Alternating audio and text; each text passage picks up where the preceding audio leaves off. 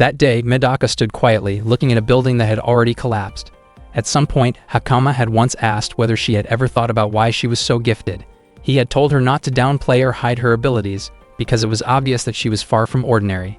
In his view, what Medaka did was not admirable in a normal sense. It was something beyond that. Without warning, a girl named Myoka suddenly rushed in and attacked her using an iron ball. Medaka immediately responded and handled the situation with ease. Later, as Medaka walked toward the suggestion box, she found a letter inside. Hakama explained that the school staff had been struggling to deal with Muri's behavior. He thanked Medaka for everything she had done to help the school so far. He then revealed that Muri had actually been part of a project under his supervision. While Muri was recovering, Hakama hoped Medaka would be willing to take her place. The project was called the Flask Plan. During a school break, Muri told her friends about the Flask Plan. She explained that it was the name of a project she had been forced to join. According to her, the members of Class 13 had been gathered from all over the country specifically for this program. Harigane asked what Class 13 actually meant. Muri was willing to explain. She said there were 3 types of people in the world: normal, special, and abnormal. According to her, most people at Hakaniwa Academy used their individual talents honestly and fairly to complete their responsibilities. She described herself as someone who relied on cheap tricks. However, she insisted that those from Class 13 were far more unusual than she was. To demonstrate, she threw every die she was holding into the air. When they landed, every single one showed the number 6. Her friends were stunned by the display. Laughing, Muri asked whether they were beginning to understand. She explained that she could not clearly define such abilities or talents because for abnormal individuals, effort, environment, and luck were irrelevant. No matter the circumstances, abnormal people would always produce extraordinary, sometimes unsettling, results. The purpose of the Flask Plan, she said, was to cultivate genius, and she herself had been chosen as one of the test subjects. Muri admitted that she felt relieved after Medaka helped her leave that place. Suddenly, Hansode appeared, drawn in by the food on the table. Zankichi quickly tried to stop her and apologized to Muri for Hansode's behavior. Seeing Zankichi approach, Muri greeted him and said that she wanted to talk with him. At the same time, Medaka informed Hakama that she had refused his offer. She explained that she had been born to help strangers, and that was the only purpose she felt she needed. She doubted that she could contribute much to the Flask Plan. Instead, she chose to find another way to make up for the fact that Muri had been removed from the project because of her. After saying her goodbyes, Medaka left. Hakama realized that Medaka was incredibly strong, so strong that her weaknesses had become very clear. He then asked the other students for their opinions. It turned out that many of them had been present the entire time. Kei remarked that Medaka seemed to never notice the existence of others. Shigusa believed that Medaka deliberately ignored them, mentioning that he had tried to defeat her multiple times but had always failed. Itami suggested that Medaka might have only defeated Muri by coincidence, and he admitted that he admired someone like her. Yoka had nothing in particular to say. Mizo did not see the situation as a problem since Medaka was only a temporary replacement, and he was confident that he and Odo could keep the Flask Plan running. Odo commented that Medaka had a beautiful face and that he did not mind her presence. Hakama concluded that, to these students, Medaka, the unusual student council president, was insignificant. He realized that the students of Class 13 were indeed difficult to handle. They were the top group among the experimental participants. Meanwhile, Muri told Zankichi that her older sister, who had spent a long time staying inside her room, would soon be coming to school. She asked Zankichi to pass a message to Medaka. The message said that her sister would target Medaka for openly rejecting the Flask Plan and for defeating Muri. Zankichi wondered whether Muri's older sister was someone incredibly powerful. Muri smiled and said that her sister was extremely strong and unmatched. She also fought using large iron balls. Muri admitted that facing her sister had always been overwhelming, and she felt that it might already be too late to warn Medaka. Meanwhile, Myoga had already taken Medaka down with the iron ball in her hand. Seeing Medaka lying there, unable to move, Myoka calmly muttered a strange sequence of numbers. The loud noise drew students from all directions toward the scene. Omunichi woke Nekami and addressed her as the former judo captain, informing her that her favorite student had gotten into trouble again and that she should come see it for herself. Nekami woke up and asked him not to call her judo captain anymore since she had already retired. Myoga kept repeating the string of numbers that no one else could understand. What she actually meant was that, in order to achieve her goal, she needed to join Class 13, because Medaka had defeated her younger brother Muri. She had expected far more from Medaka and felt disappointed by what she had seen so far. In Myoka's view, defeating Medaka alone would not be enough to secure her place in the Flask Plan. She wondered how many more students from Class 13 she would have to take down to prove her strength.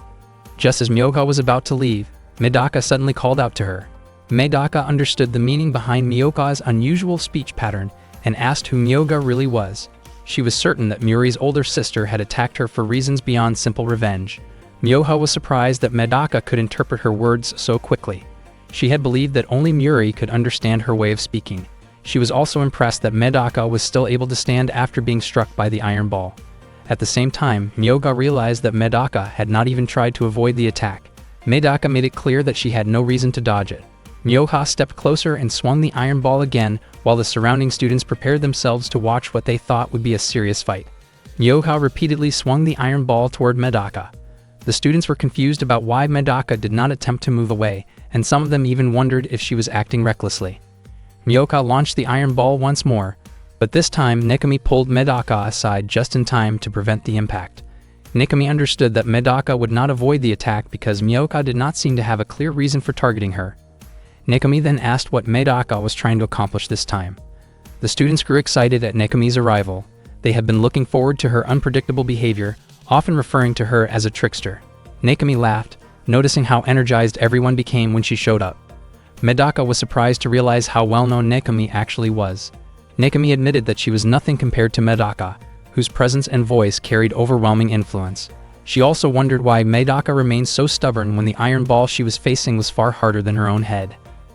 At that moment, Miyoka spoke again in her numeric language, signaling that Nekami should not interfere because this matter concerned people with unusual abilities, not her.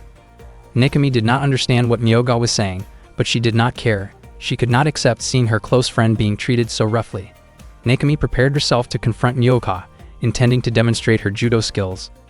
Miyoka recognized Nekami, but doubted that judo techniques would be effective against her. She moved closer to test Nekami's approach. Nekami responded with a strong strike that sent Miyoka flying backward until she hit a wall. The students were shocked to see a former judo fighter use a punch instead of a traditional technique and commented that it seemed unfair. Medaka, however, pointed out that Nekami was not cheating. Omomichi agreed, explaining that while striking might not be allowed in official matches, it could still be considered part of practical self-defense rooted in judo. Nekami laughed and admitted that she had used a clever trick against an opponent who fought straightforwardly, confident that her strike had been powerful enough. Suddenly, Miyoka stood back up and removed the heavy chains wrapped around her arms. She could not overlook what Nekami had just done. Nekami laughed again and wondered if Miyoka would become faster after removing the weighted chains. Her assumption proved correct. Miyoka moved with incredible speed, circling around Nekami and attacking from behind. Without hesitation, she struck Nekami's back, sending her body stumbling forward before she fell to the ground. Miyoka had not expected Nekami to be taken down so quickly by a single blow. Miyoka pulled Nekami's body closer. Medaka shouted in an attempt to wake Nekami, but Omomichi stopped her, saying that Medaka was already too late to act like a hero. Omomichi told Medaka to simply watch, pointing out that none of the spectators seemed worried about Nekami. For some reason, Nekami was known as a judo trickster, and the crowd seemed to expect something unusual. Unexpectedly, Nekami suddenly woke up and grabbed Miyoka instead. The audience cheered loudly, recognizing what they believed to be Nekami's signature comeback move. Nekami remarked that Miyoka had been careless and should never have allowed a judo fighter to get that close. Miyoka was confused about how the situation had turned around so quickly. Nekami was confident that Miyoka would not be able to escape her grip. With a single arm throw, she slammed Miyoka onto the floor. The spectators grew even more excited, while Medaka still struggled to understand what had just happened. Omomichi explained that Nekami had used a technique that would be considered illegal in an official match because she had held the grip for more than 6 seconds, but since this was not a formal competition, the rule did not apply. Miyoka tried to stand again, unwilling to lose so easily. However, Nekami immediately locked him in a tight hold from behind. Nekami believed that a fight should never be considered finished after only one throw. She admitted that she preferred to restrain her opponents and strike from behind, describing it as part of the thrill she felt in judo. Miyoka grew visibly frustrated and muttered angrily. Omomichi asked Medaka if Miyoka had just called Nekami a cheat. Medaka wondered if Omomichi had understood what Miyoka said. Omomichi brushed it off and explained that anyone who fought Nekami usually said the same thing because she often won through clever tactics. Nekami then performed a backward throw that caused Miyoka to lose consciousness, bringing the match to an immediate end. Medical staff quickly carried Miyoka away, though they were unable to move the iron ball he carried with him. Medaka told Nekami that she now understood why Nekami was labeled a trickster and that her methods seemed risky. Nekami explained that she always stepped in to help friends who were being mistreated. Medaka felt touched when Nekami referred to her as a friend. Nekami also wondered why Medaka had allowed Miyoka to strike her earlier without resisting. Medaka admitted that she did not like violence. Nekami agreed that violence was bad, even very bad, but she believed that refusing to resist at times could lead to even greater harm. In Nekami's view, failing to protect what should be protected was no different from allowing damage to happen. She explained that she never hesitated in a fight, because if she waited until she had already lost her friends or allies, all she could do afterward would be seek revenge. Medaka understood Nekami's point. She realized that she had been reacting too slowly, as if she had been playing rock, paper, scissors at a delayed pace. Medaka thanked Nekami for the advice and everything she had shared. She recognized that she had nearly made the same mistake without realizing it. After that, Medaka left the area. Nekami laughed quietly and wondered if she had just awakened a sleeping lion. Meanwhile, Medaka kept thinking about the Flask plan. She suspected that the student council had a responsibility to investigate it. Suddenly, 3 students blocked her path. They were Garaguru, Royal, and Kinri. There were more than 100 students from Class 13 who rarely bothered to attend school, and all of them were aiming for the still open seat in the Class 13 group. This meant that Medaka would likely have many upperclassmen targeting her, leaving her little peace of mind. Medaka acknowledged the situation and prepared herself to move forward. The 3 students advanced together, confident that they could prevent Medaka from getting back up once they attacked her. Unexpectedly, Medaka was able to handle the 3 of them with surprising ease. Earlier, Medaka had told Hakama that she did not believe she was particularly talented. Hakama advised her not to downplay herself, explaining that Medaka was abnormal in the sense that she could perform actions that would be impossible for ordinary people. What Medaka did was not merely impressive, but something beyond normal ability, even among those considered special. For that reason, Hakama placed Medaka in the category of the abnormal. At the same time, Zenkichi asked Hansode about the Flask plan, since Hansode was considered to be related to Hakama. Hansode explained that she was only one of Hakama's grandchildren.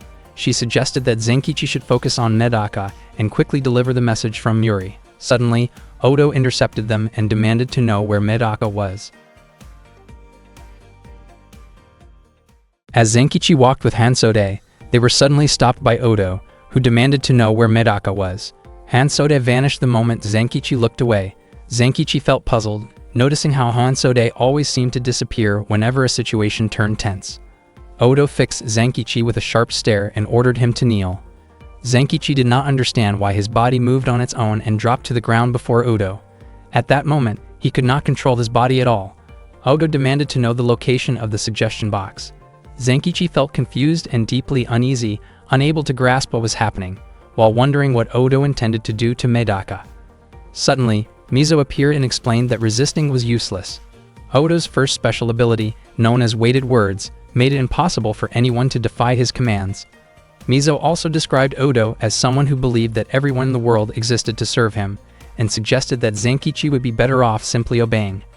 Odo had not expected Mizo to be following him and seemed impressed that Mizo had managed to conceal his presence so well. Odo praised Mizo, but also told him not to reveal too much about his abilities. Mizo smiled and said that, as Odo's ears, speaking up was part of his role. He informed Odo that someone nearby was mimicking his movements.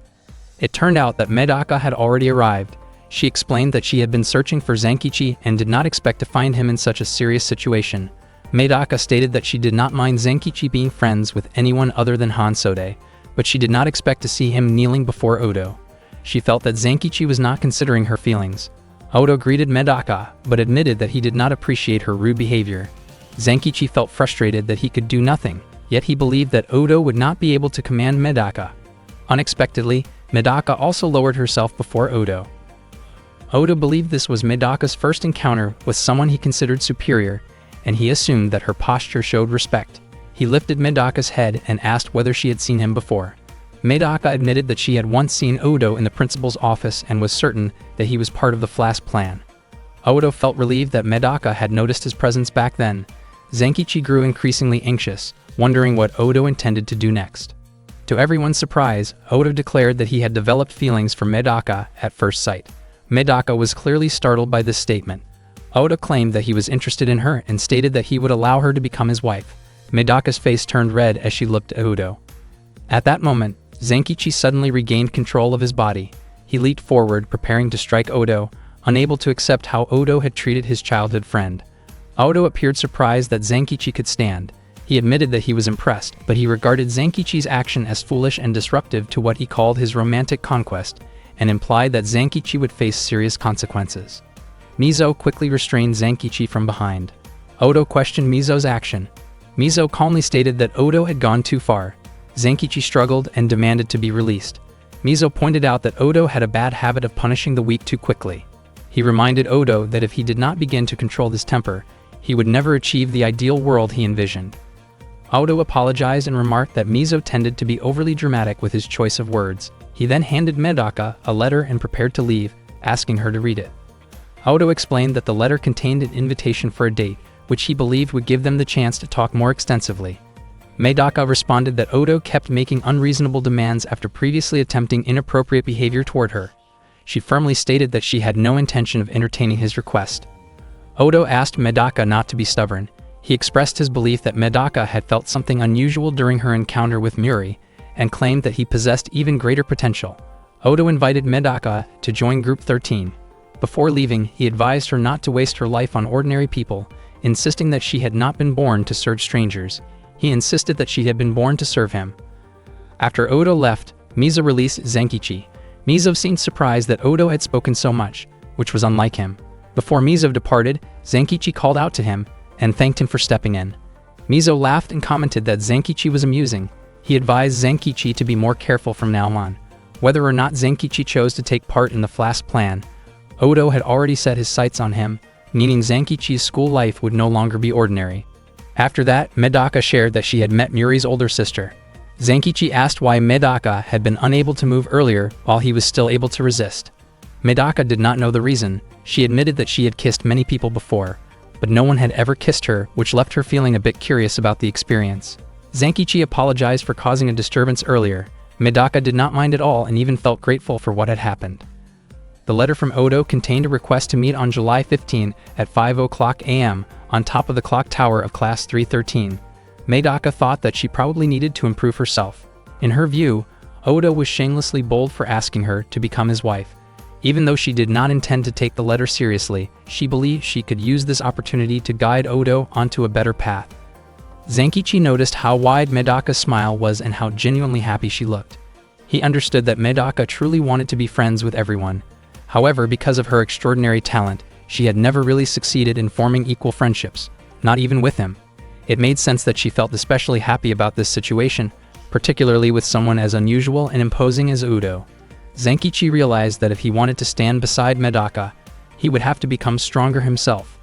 Zenkichi asked what Medaka planned to do to improve herself and whether she intended to train. Medaka said that she would go see her older brother, which surprised Zenkichi. She even asked him to come along because she did not want to face her brother alone. Medaka and Zenkichi then went to meet Medaka's older brother.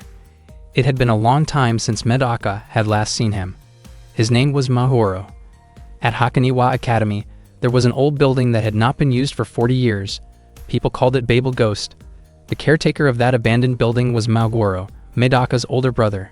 Medaka and Zenkichi entered the building, and Magoro greeted them as soon as they arrived. His room was filled with photographs of Medaka.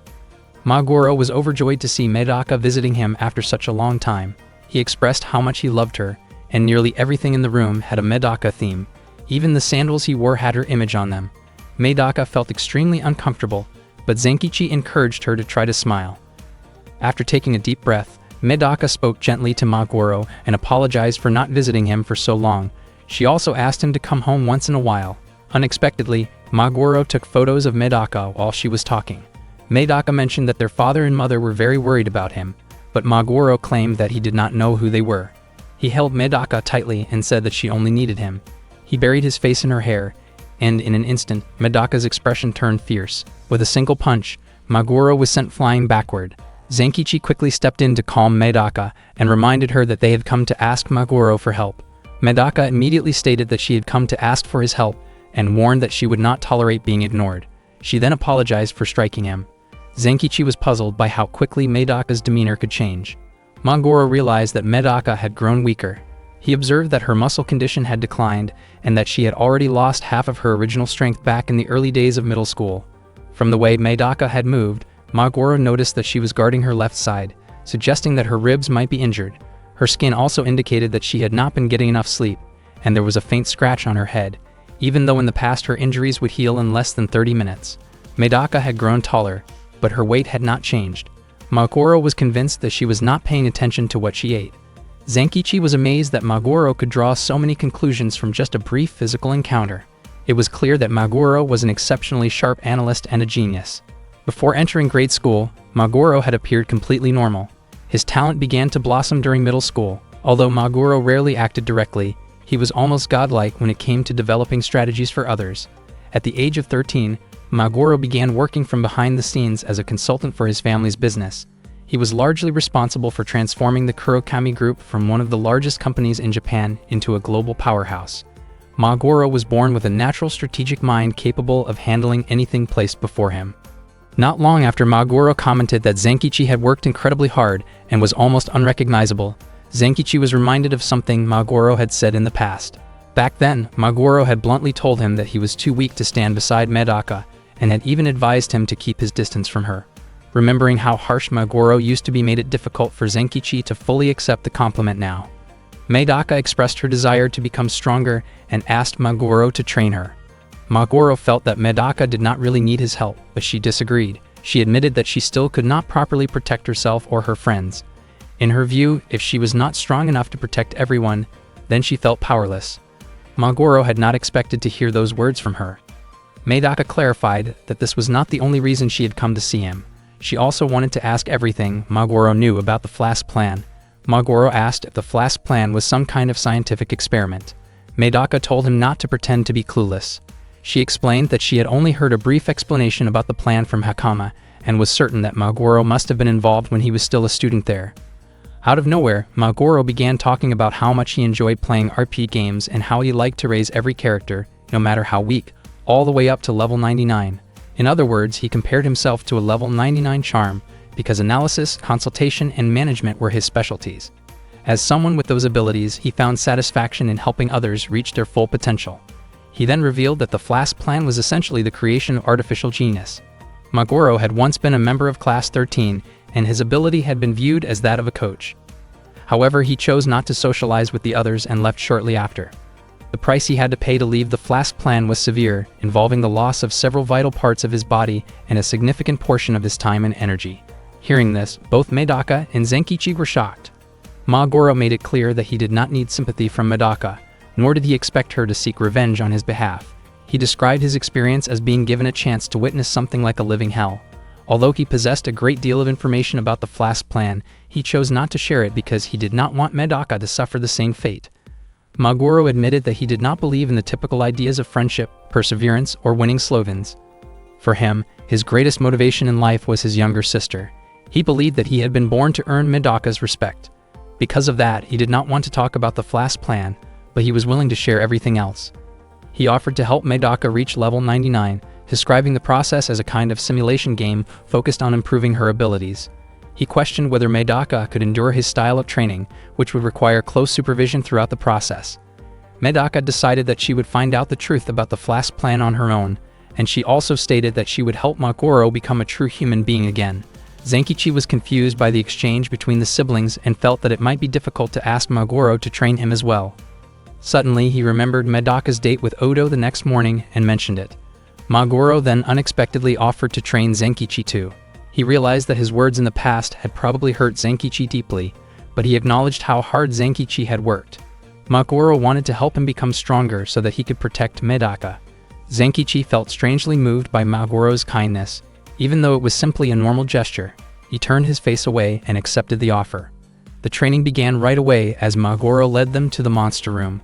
He explained that Path A involved experiencing extreme challenges with no guarantee of improvement, while Path B offered an easier route to getting stronger after a nap.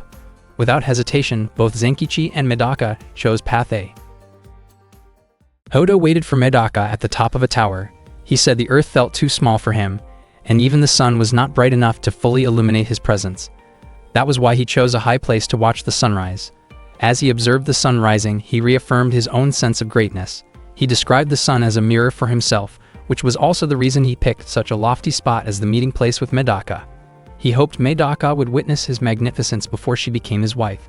Medaka arrived with Zenkichi. She admitted that Odo's choice of location felt oddly romantic, but she also said she did not have enough time to stand in front of a mirror or prepare her appearance. Odo said he could forgive Medaka's unprepared look since she arrived on time, but he could not accept the presence of another man while she was supposed to be meeting him. Medaka clarified that she did not come as a woman meeting a man, but as the president of the student council. She asked what Odo knew about the Flask plan. Odo praised Medaka's passion, saying she perfectly matched the kind of woman he had been searching for. He then ordered them to kneel. Medaka and Zenkichi resisted the pressure with their own strength and refused. Odo raised his voice again, telling them to bow even lower, but they continued to stand their ground. He was surprised that they dared to oppose him. Medaka mentioned that she and Zenkichi had spent the night training under a very talented coach, and she said their hard work had paid off. Hearing this, Odo immediately guessed that the coach she referred to was Maguro. He described it as something almost unbelievable, since such intense training in just one night could turn a house cat into a tiger. Odo grew frustrated when his commands had no effect.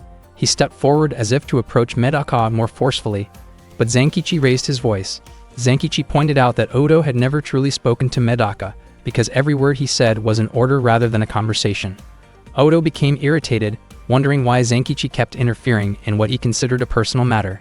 He called Zenkichi rude and demanded to know what kind of relationship he had with Medaka. He told Zenkichi to leave before he pushed him away himself. Zenkichi, fueled by emotion, moved quickly and struck Odo, declaring that he was Medaka's childhood friend. Odo's body was sent backward by the impact.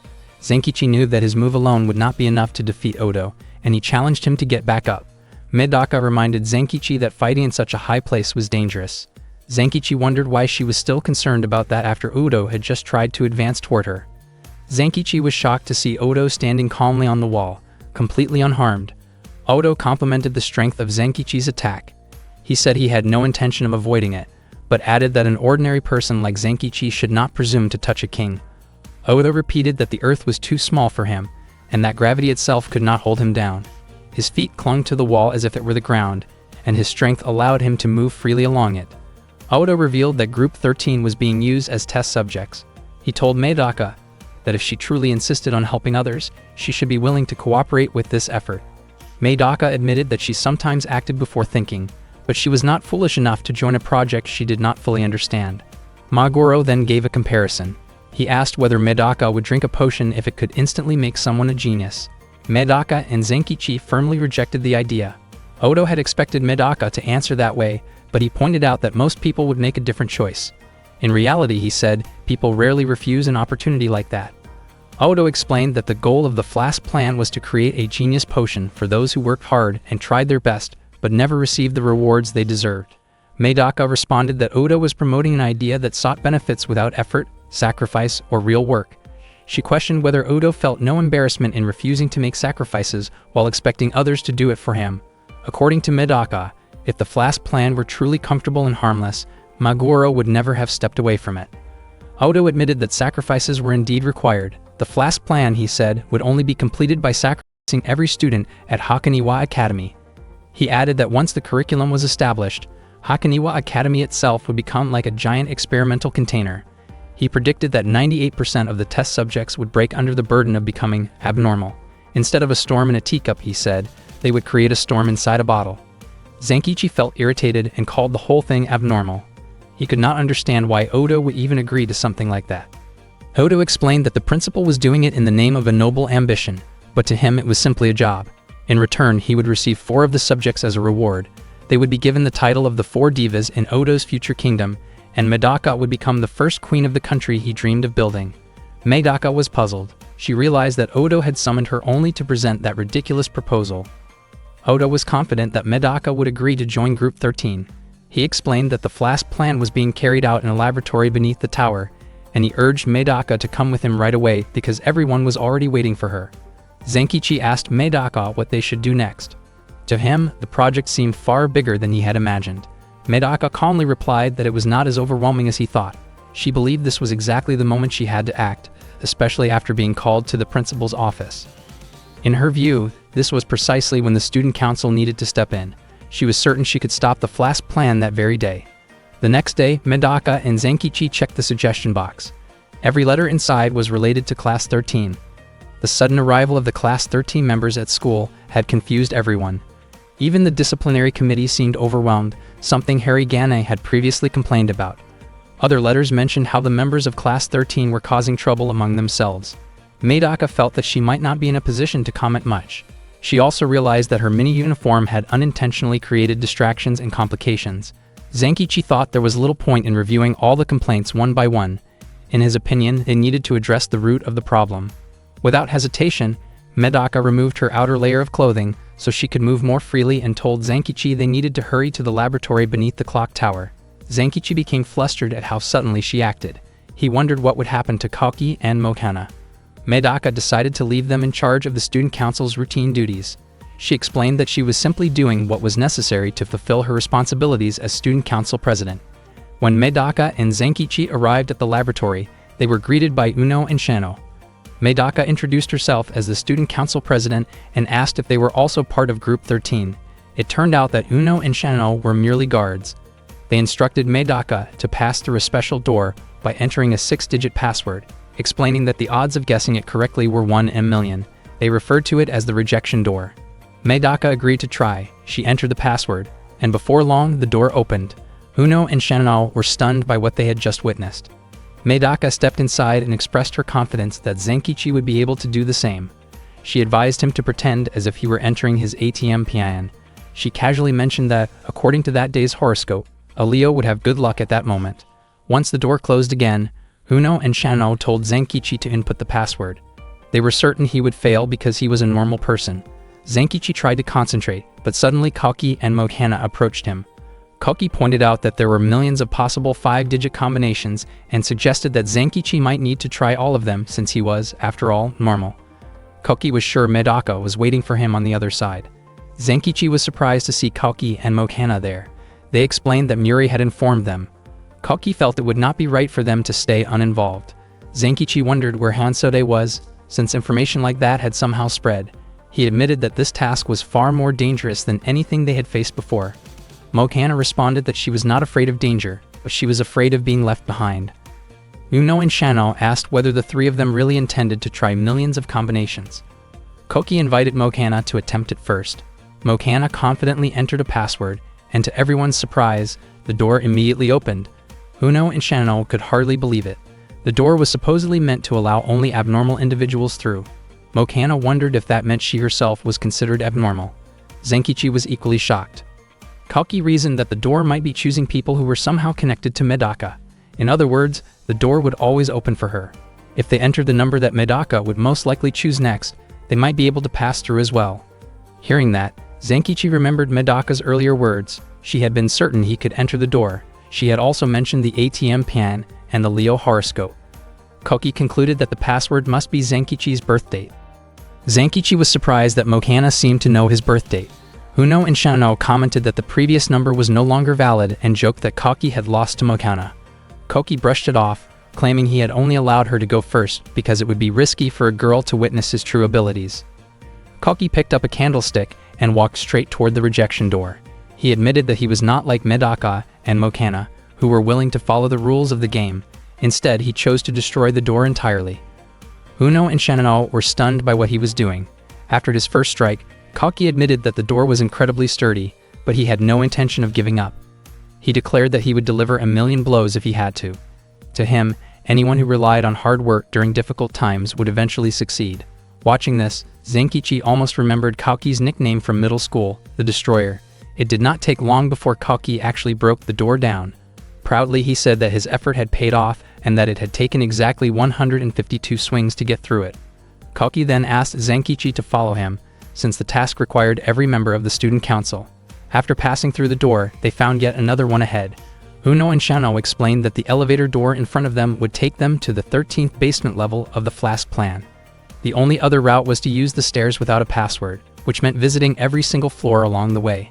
Medaka said that she and her friends had come to the laboratory to gather information, so they would examine every aspect of the Flask plan. Meanwhile, Hakama observed Medaka from his room. He did not expect her to bring so many companions and wondered how Hansode had arranged all of this. Hansada admitted that she had only given them a small push. Hakama realized that the more people who accompanied Medaka, the easier it became to measure just how extraordinary Medaka appeared to those who were not part of the Flask plan. Hansada confessed that she cared more about the Flask plan than anything else in the world and believed that Hakama would have difficulty if he had to consider all three of them as obstacles. Hansode said that Medaka had a powerful influence on the people around her, which was exactly why she disliked Medaka. She refused to consider Kalki and Mokana as anything special. Hakama noted that it was unusual for Hansode to give such a warning, but he appreciated it. As Kalki walked down the corridor with Zenkichi, he said that when he met a member of Group 13, he would show his respect by striking him directly. Kalki was still furious that the student council had nearly been wiped out by Muri because of their own passiveness. He refused to let something like that happen again. He did not care what would be said to him, or what might be thrown at him. He would not hesitate anymore. Zenkichi replied that he would not let Kalki claim that honor alone. Kalki then made a bet with Zenkichi about who would land the first strike. At the same time, Medaka felt as if they had been going in circles for a while. She suggested that Mokana use a trick they had once used when entering a maze at an amusement park. Kalki and Zenkichi were surprised to learn that the two of them had gone to an amusement park together without inviting them. Mokana took a deep breath and released a loud shout, while Medaka carefully listened to the sound waves that echoed through the space. Kalki and Zenkichi complained about the noise, saying it was loud enough to hurt their ears. Medaka explained that she used the sound to figure out the layout of the rooms inside the building. It worked much like sonar on a submarine. Zenkichi realized that this explained why Mokana could move so powerfully in the water. He became convinced that her lung capacity must be extraordinary. Before long, a man greeted them and said that Medaka seemed to have taken the wrong path. Kalki and Zenkichi immediately rushed forward, competing to reach him first, but the man easily avoided their attempts.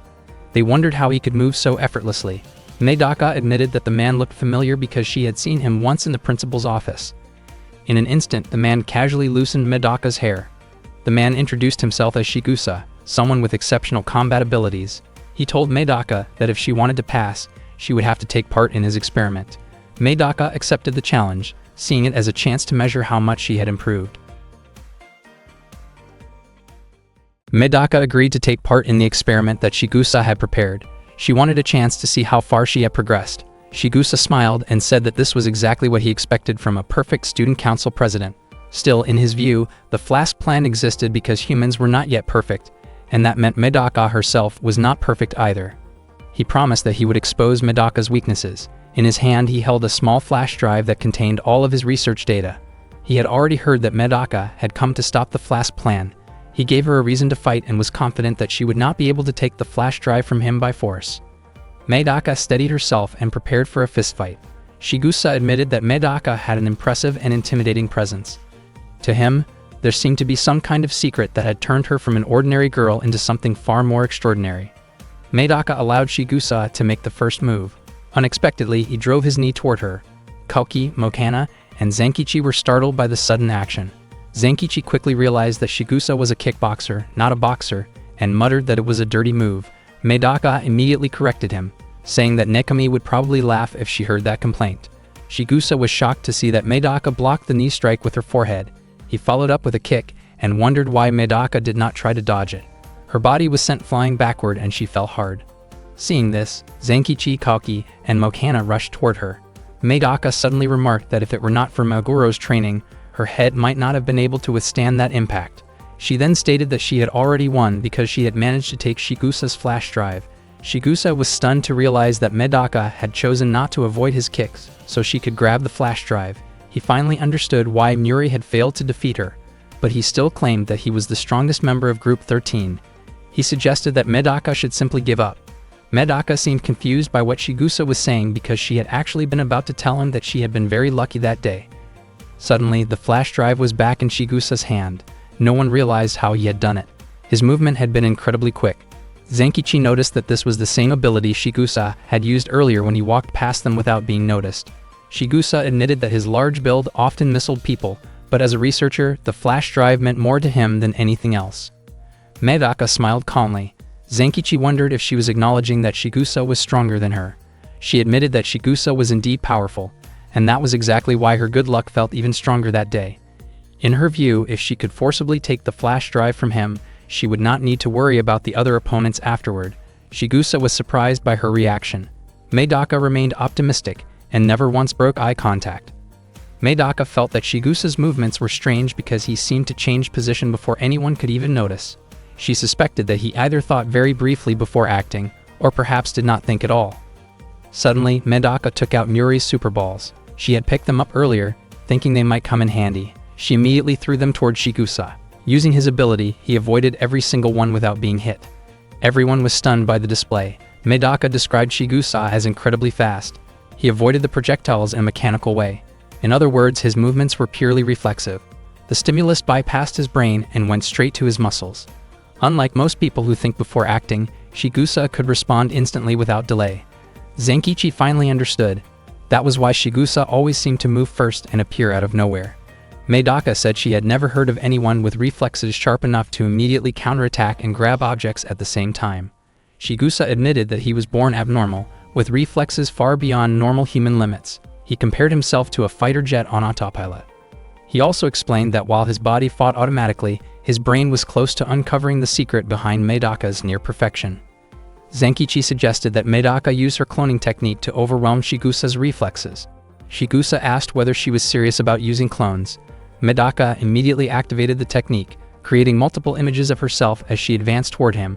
Zenkichi felt certain that this would finally overcome Chigusa's reflex ability. However, the unexpected happened. Chigusa managed to grab Medaka's arm. He explained that what he relied on was not conscious reaction, but pure reflex. He did not need to know which one was the real Medaka until the final moment. With that, he forcefully bent her arm, leaving her unable to use it. Zenkichi, Mokana, and Koki rushed forward to help her, but Medaka stopped them. She insisted that this was a one-on-one fight and did not want any interference. Zenkichi could not understand why she was still being so stubborn. Chigusa confidently claimed that he could handle 3 opponents at once on autopilot. To his surprise, the flash drive was already in Medaka's hand. Medaka calmly stated that a broken arm was a small price to pay to stop Flask's plan. She then placed the flash drive against her chest and asked whether Chigusa had already figured out her secret. Chigusa realized that Medaka had taken the flash drive at the exact moment her arm was broken. In his view, Medaka seemed to have no natural reflexes at all. While he was twisting and snapping her arm, she had been completely focused on grabbing the flash drive instead. That was something no normal human would do. Chigusa concluded that Medaka had no reflexes because she manually controlled every part of her body. Mokana suddenly understood why Medaka had not tried to dodge any of the attacks. According to Chigusa, if Medaka manually controlled her muscles, she could draw out her true potential. She could program her body to do anything she wanted. In his eyes, Medaka truly was a monster. Zenkichi realized that this information about Medaka having no reflexes had never been hidden. He began to think that Medaka might have come to the academy as a test subject for the Flask plan. Chigusa suddenly laughed and pointed out that their fight was a contest of extraordinary reflexes, yet Medaka did not have any. Medaka admitted that she had no real reason to fight Chigusa. Then it became clear that the earlier flash drive was not the real one. Chigusa's research data would never fit on a 16 GB device. He pulled out the actual flash drive containing his research. Koki recognized the situation as just as dangerous as when they fought Muri. The opponent's abilities always seemed to be the complete opposite of Medaka's. Zenkichi remembered that Muri despised humanity, Odo was consumed by ego, and Chigusa relied entirely on autopilot reflexes. The members of Group 13 were all completely opposite to Medaka. It almost felt as if Medaka had been gathered to fill in the parts of herself that were missing. Medaka admitted that she could not afford to sacrifice another arm. She said she would participate in Chigusa's experiment just a little longer. She believed that, for now, Chigusa's reflexes might be incredibly fast, but that did not necessarily mean they were optimal. When Zenkichi saw Medaka take off her shoes, he warned everyone to back away immediately. He was sure they were within a dangerous range. Chigusa wondered what Zenkichi was so worried about. He questioned whether Medaka was about to create clones or something similar, but he was confident that such a tactic would not work. Medaka denied that idea. She said she would not duplicate herself again. Instead, she said she would disappear. Medaka began jumping lightly in place. Chigusa was confused by what she was doing. As she landed, he felt as if he were watching fireworks burst before his eyes. Medaka's voice seemed to slow down. Zenkichi recognized the technique and called it Kurokami Phantom. In an instant, Medaka struck Chigusa with tremendous force, causing the entire room to shake.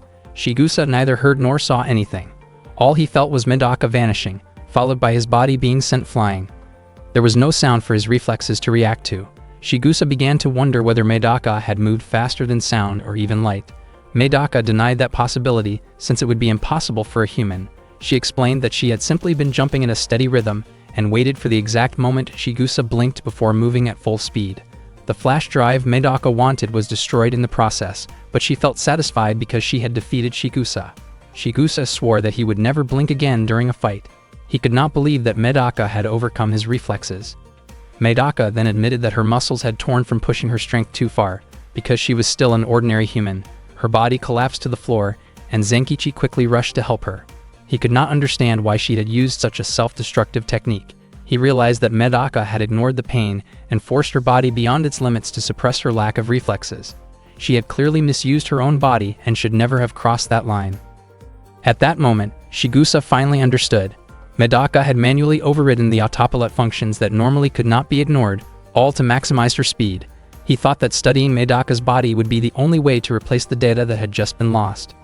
Medaka stood back up and suggested that they should call the match a draw since both of them were already injured. She even said she no longer had a reason to keep fighting because the research data had been destroyed. Earlier, Medaka had thought that Shigusa might not even be able to stand again. She started to walk away, but Shigusa stopped her. Shigusa told Medaka that she still had a reason to fight, and that reason was Medaka herself. She admitted that Medaka was the kind of monster she had always wanted to talk to. Shigusa then wondered if Medaka did not feel the same way about her. Zenkichi suggested that Medaka should just ignore Shigusa's words, but Medaka refused his advice. With a cheerful expression, Medaka admitted that she really wanted to talk to Shigusa using her fists. Zenkichi could do nothing but support her decision. Medaka stepped closer to Shigusa and invited her to resume the fight. Shigusa threw a punch toward Medaka, and Medaka welcomed the attack with enthusiasm. The two of them began exchanging blows again. Koki, Mokana, and Zenkichi watched in shock. Koki wondered why Shigusa was not using her reflexes to dodge. Mokana guessed that perhaps Shigusa was no longer able to do so. Zenkichi thought that with injuries like that, Shigusa's body could no longer keep up with her reflexes, meaning the fight would soon end. Unexpectedly, Shigusa had actually been waiting for someone who could hit her like that. That was the reason she joined the Flask plan. She believed that anyone capable of landing a hit on her must have great potential. Unfortunately, none of the members of Group 13 had ever been able to even touch her. The abnormal testing tube had given her no real opportunities, but at last, she had found a true monster who could strike her. That discovery made her incredibly happy. Medaka was surprised to realize how much Shigusa was enjoying the fight. At the same time, Medaka herself also felt that this battle was a form of communication between them. Medaka admitted that she was running out of energy and wanted to bring the fight to an end. Shigusa objected, saying that she still wanted to continue enjoying the moment. Shigusa then recalled her past. Since childhood, her reflexes had been extraordinary. She used to dodge balls thrown by her friends with ease. She had even survived a tragic accident that claimed the lives of her entire family because her reflexes allowed her to avoid harm. At that moment, Shigusa avoided Medaka's strike with her reflexes once again. Mokana was surprised to see Shigusa's reflexes finally working properly again. Zenkichi observed that this was now a combination of reflex and counterattack. Previously, Shigusa had relied entirely on her reflexes, but through her fight with Medaka, she had learned and grown. She had become as fast as lightning while staying in complete control, and at that moment, Shigusa truly became the strongest she had ever been.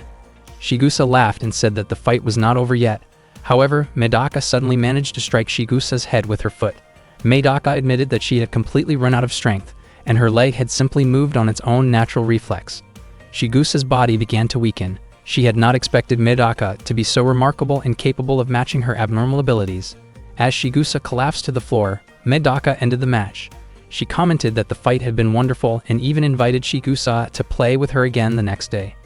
Meanwhile, Hakama observed that abnormals seemed to long for connection. They desired friends, affection, people who understood and protected them, and even rivals. However, because they were seen as inhuman monsters, they could try as hard as they wanted, yet they would never truly be able to build ordinary relationships. That was why they kept searching for connection. Oda wanted to build his own kingdom, Shigusa needed physical contact to feel connected, and Medaka believed she was born to help strangers. Hakama concluded that encountering another monster they had been searching for all along could change their way of thinking. Hansade then asked who would be waiting for Medaka on the second floor. Hakama replied that the one waiting there was Kei from Class 313. He believed Medaka would be fortunate to face Kei, as Kei was known for being responsible for numerous serious incidents in the past. Medaka and her friends moved up to the next level of the laboratory and unexpectedly found a garden inside. Zenkichi felt confused because they had clearly been descending underground stairs, yet they had arrived in a place that looked like an outdoor garden. Medaka explained that it seemed the labyrinth had manifested within the garden space. The air circulation and lighting had been carefully adjusted to mimic the outside environment. Suddenly, a man who was already there remarked that if Medaka and the others had truly noticed that detail, they should have closed the door behind them. Zenkichi quickly turned around and shut the door. Medaka then asked whether the man in front of her was a member of Group 13. The man introduced himself as Kei, a member of Group 13. Mokana wondered why Kei had not tried to stop them from advancing. Kei admitted that he disliked conflict and did not have any reason to force Medaka to join Group 13. Medaka invited her friends to continue to the next floor, but unexpectedly, Kei drew his sword and sliced off a lock of Medaka's hair. Everyone was shocked by what had just happened. Kei believed Medaka must have been wondering where the sword had come from. He explained that he was a master of weaponry, with various hidden weapons concealed across his body. Zenkichi grew anxious when he realized that Kei had actually been aiming for Medaka's neck. He wondered why Medaka had not relied on instinctive combat reflexes like she had during her fight with Shigusa. Medaka calmly stated that she had assumed Kei would not waste time playing around with her. Kei thought Medaka would be easy to eliminate if he gained her trust first. He clarified that he was not a fighter, but an assassin. Before taking down someone powerful, he always preferred to plan his strategy carefully. He also claimed that he never acted without a reason and only carried out his actions when he felt justified. Kei explained that he was currently working, did not want to waste time, had no interest in stopping Medaka's group, disliked conflict, and had no intention of recruiting Medaka. Because of all those reasons, he concluded that he wanted to eliminate her. He then listed a series of absurd justifications, such as the clear weather, a satisfying lunch, a pleasant dream the previous night, his favorite movie about to be released, and even a drained battery. According to Kei, there were countless paths to the same destination, so anything could be used as a reason. He mentioned that Hakama had actually forbidden him from targeting Medaka, yet he still intended to proceed. Medaka then asked her friends to step back because she intended to handle the situation herself. Suddenly, Maguro appeared and firmly restrained Medaka, urging her to rest because she was still injured. Medaka was surprised and instinctively shifted into her battle-ready state before striking Maguro in response. Kaki was stunned to see Medaka facing both a dangerous opponent and someone with questionable behavior at the same time. Realizing that Group 13 had many unusual individuals, Zenkichi quickly informed Kaki that Maguro was Medaka's older brother. He then asked what Maguro was doing there. Maguro explained that an older brother should be wherever his younger sister was. He encouraged Medaka to sit down and rest briefly to speed up her recovery, hoping she would listen to him. Kei asked who would face him and who he was supposed to deal with. Maguro greeted Kei and asked whether Kei still remembered him. Kei admitted that forgetting Maguro was impossible, because Maguro was the one who had taught him how to conceal weapons and had played a major role in shaping his abilities. Maguro stated that Kei was free to use the skills he had given him however he wished. He also admitted that he had always been fascinated by the limits of human capability, and Kei represented one of those extremes. Maguro then asked Zenkichi to face Kei. Zenkichi agreed, but Medaka still insisted on handling Kei alone. Maguro encouraged Medaka to rely on Zenkichi, explaining that men often felt motivated when they had the chance to act bravely in front of others. He reminded Medaka to trust Zenkichi, who had stood by her side for 13 years. Zenkichi prepared himself and took a firm stance to face Kei. Kei believed that Zenkichi must be a good person because he was willing to stand up for a girl. He even thought that he and Zenkichi could have been friends, which was precisely why he wanted to confront him. Zenkichi remained confident that he would survive, no matter how dangerous Kei's attack might be. Zenkichi found himself remembering the past again, even though there was someone he would rather forget. That person was Misogi. He avoided thinking about him because Misogi always brought a sense of heavy negativity. 3 years had passed, and Zenkichi was no longer sure how he truly felt about Misogi. Back then, Medaka had refused to back down. In the end, she had been forced into a physical confrontation and managed to come out on top. But the toll on her was far greater than on her opponent. Before Kei could say anything, Zenkichi made it clear that he had no interest in going through that place, and that all he had left was his sense of dignity. Seeing that Zenkichi was unarmed, Kei handed him a sword. Zenkichi appreciated the gesture, but he explained that he was a gentle and passive person who did not like handling weapons or hurting others. From a distance, Maguro and Medaka watched the situation unfold. Maguro commented that Zenkichi seemed just as stubborn as Medaka. Medaka disagreed, believing that Zenkichi was actually more stubborn than she was. Mokana felt deeply worried about whether Zenkichi would be alright. Kei's actions were clearly beyond what most people would consider reasonable. Despite his calm expression, Kei was someone with very unusual tendencies. Kei moved quickly, directing his sword toward Zenkichi, but Zenkichi deflected the move so skillfully that the sword flew upward and lodged into the ceiling. Kei produced several more weapons, yet Zenkichi handled each situation the same way, causing the weapons to end up stuck overhead. Seeing this, Maguro laughed and described Zenkichi's style as refined and controlled. For Zenkichi, the key was to neutralize every incoming attack as quickly as possible. Medaka wondered why Maguro seemed to be taking Zenkichi's side, as that was unlike him. Maguro explained that if Kei managed to defeat Zenkichi, then Zenkichi would not be worthy of protecting Medaka. To Maguro, this confrontation served as a final test for Zenkichi. Kei then brought out 2 large hammers, confident that such heavy tools would overwhelm Zenkichi.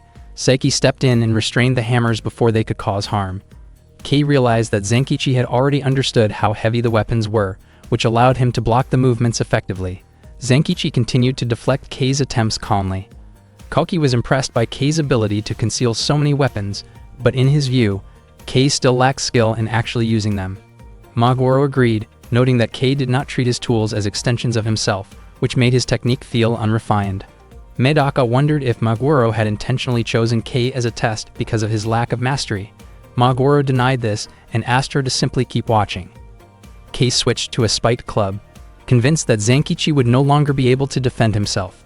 Zenkichi appeared tense and even considered borrowing one of Kei's swords, but Kei refused. Kei swung the weapon toward him, and Zenkichi stopped it with both hands, doing everything he could just to endure the pressure. He then pushed Kei back, causing him to lose his balance. Koki and Mokana felt relieved seeing Zenkichi holding his ground, but Maguro observed that Zenkichi still looked worn out, even though he could have ended the confrontation earlier. Realizing that the previous tools had not worked, Kei produced a handgun. Without hesitation, Zenkichi moved swiftly, redirecting Kei's hand and disabling the weapon in moments. Kei began to notice that Zenkichi did not react to weapons with panic. Zenkichi relied mostly on his legs, striking and creating distance whenever Kei brought out something new. Kei concluded that Zenkichi's effectiveness did not come from fearlessness, but from the fact that he understood fear well enough to handle the situation calmly. Maguro commented that this style suited Zenkichi perfectly because it was practical and relied on simple martial discipline that only required steady training. Koki remarked that in a way, Zenkichi seemed to defy common sense by standing so firmly against an opponent with so many dangerous tools, making him appear unusual as well. Maguro disagreed. In his view, Zenkichi was completely normal, and that normality was exactly what made him remarkable. Zenkichi felt fear, frustration, love, and determination like any ordinary person. He wanted to protect someone in a very human way, and that was what made him admirable. Someone who often felt powerless yet continued to try with persistence, like Zenkichi, had a quiet kind of beauty. Medaka reflected on how Zenkichi had often complained about the trouble she brought into his life, yet he had never left her side for the past 13 years. He stayed with her despite constantly feeling overwhelmed. Long ago, Zenkichi had been an ordinary, helpless boy who needed Medaka to protect him. That was one of the reasons Medaka loved Zenkichi so deeply. Hearing that confession of love, Koki was stunned, and Mokana could barely contain her excitement. At the same time, Kei hurled a grenade toward Zenkichi. Zenkichi reacted instantly, kicking it away so it exploded behind Kei. He told Kei to stop and wondered if he was trying to start a war. Kei then pulled out his final weapon, a rocket launcher. He declared that he wanted to wipe out Zenkichi and everyone else. Seeing this, Zenkichi rushed forward and destroyed the weapon before it could be used. Kei was confused about how Zenkichi managed to avoid triggering the mechanism and the explosive charge. He became increasingly curious about the kind of training Zenkichi had undergone to protect the girl. Mokana looked relieved when Kei finally ran out of weapons. Maguro, on the other hand, commented that Kei had just shed his burden, meaning he would no longer be slowed down. In a flash, Kei moved behind Zenkichi and attempted to take him down, but Zenkichi quickly spun around and kicked him away with force. Watching Kei's defeat, Mokana wondered if it was already time to celebrate Zenkichi's victory. Maguro described it as a normal victory, achieved by an ordinary person. Zenkichi felt a moment of relief as he adjusted his torn uniform. Suddenly, several weapons lodged into his back. Kei had taken advantage of that brief moment of distraction to strike. Zenkichi's body weakened, and he fell to the ground. Seeing him lying there, Medaka broke into tears. Kei wondered if Medaka always cried like that whenever someone died. That reaction made him feel jealous and stirred hostile thoughts toward her. Kalki grew furious and wanted to rush at Kei, but Maguro stopped him, saying that he needed to handle this himself because he felt responsible. Kei asked whether Maguro felt responsible for sending a normal person to face him or for developing the Flash plan back then.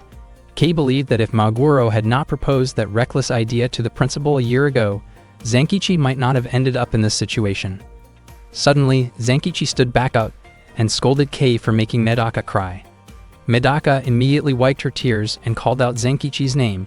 Zankichi, now clearly angry, prepared to confront Kei again. Kei remarked that Zankichi was fortunate to still be alive and should not waste that chance.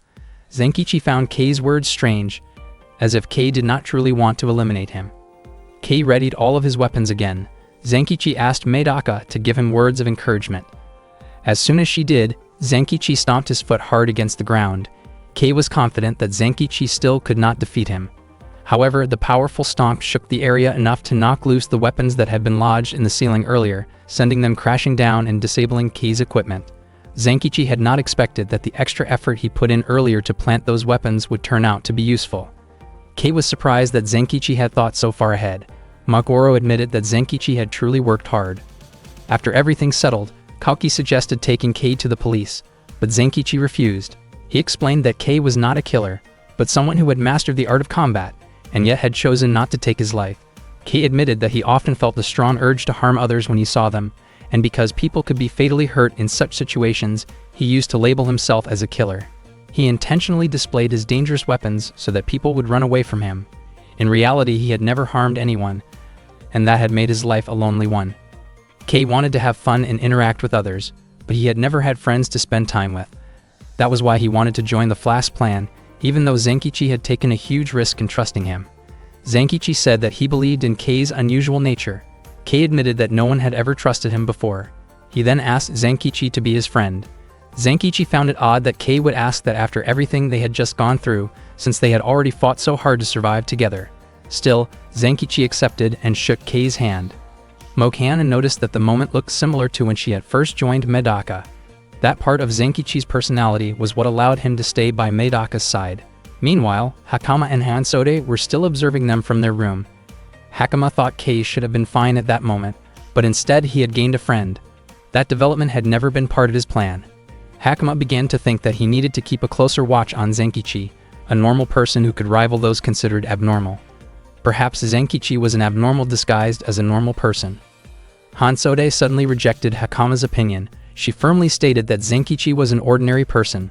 She mentioned that her friend was truly just a very normal guy.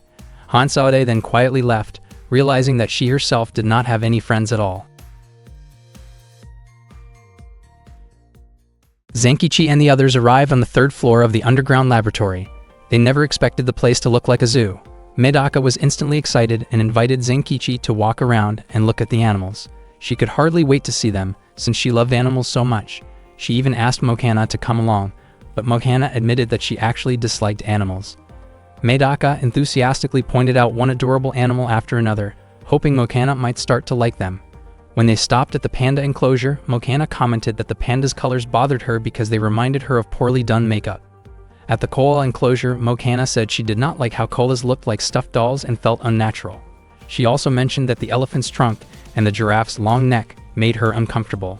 Koki and Zankichi were surprised to realize that cute things simply did not suit Mokana's tastes. Medaka and Mokana ended up arguing over something trivial. Mokana then asked Zankichi whether he noticed anything strange. Zankichi pointed out that the animals in the zoo did not seem afraid of Medaka at all, even though animals usually reacted strongly to her presence. Maguro added that this might not be an ordinary zoo. Back when he was still involved in the Flash plan, this facility had not yet existed, which meant the place was likely managed by whoever continued the project afterward. Meanwhile, Kalki was walking around the area and was startled when he suddenly came face to face with a girl whose face was wrapped in bandages. Her name was Yoka. She invited Kalki to talk with her. Kalki already knew Yoka from before. She had once been in the same class as him, but had later been transferred to Class 13. Hearing about Class 13 immediately made Kalki think of Yoka. Seeing the experimental zoo only confirmed his suspicions about her. Yoka asked Kalki to come to an agreement. She requested that Kalki and his friends leave the lab because they were interfering with ongoing research. She also advised them not to spend their lives clashing with others.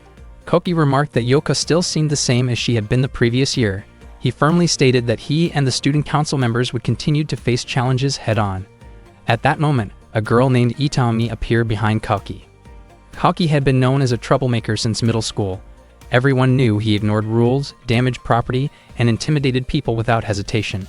He was considered beyond the reach of both teachers and authorities. Koki destroyed anything that stood in his way. Back in middle school, the student council president at the time, Misogi, once ordered Koki to target Medaka. Misogi disliked the attention Medaka received as a new student at their school. Koki followed the order and went to Medaka's classroom, confronting her directly. The students panicked when Medaka was left lying on the floor after the incident. After carrying out that order, Koki became widely known as a destroyer. The next day, Koki was shocked to see Medaka return to school as if nothing had happened. He rarely failed when he set out to break someone's spirit. Koki confronted her again, convinced he would finally succeed. Yet Medaka continued to show up at school on time every single day. No matter how many times Koki tried to bring her down, Medaka returned without hesitation. She seemed completely unfazed by his actions. Medaka eventually became known as an unbreakable diamond, even to Koki the Destroyer. As a result, the students stopped fearing Koki since he could not break a single girl. One student took advantage of that shift in fear and gathered others who held grudges against Koki. That student was Zenkichi. He was furious and demanded to know why Koki kept targeting Medaka, who happened to be his childhood friend. Koki could not give a clear reason, which frustrated Zenkichi even more. Zenkichi was about to confront Koki, but Medaka suddenly appeared and forcefully pushed Zenkichi away. She then scolded the students who had gathered there, saying that surrounding and pressuring someone, even if they believed they were right, was still unfair behavior. Medaka believed that Koki once had a gentle heart and compassion for the weak, but after spending his childhood in fear, he had drifted toward a destructive path. She declared that she was willing to endure Koki's destructive impulses until he could rediscover his sense of humanity.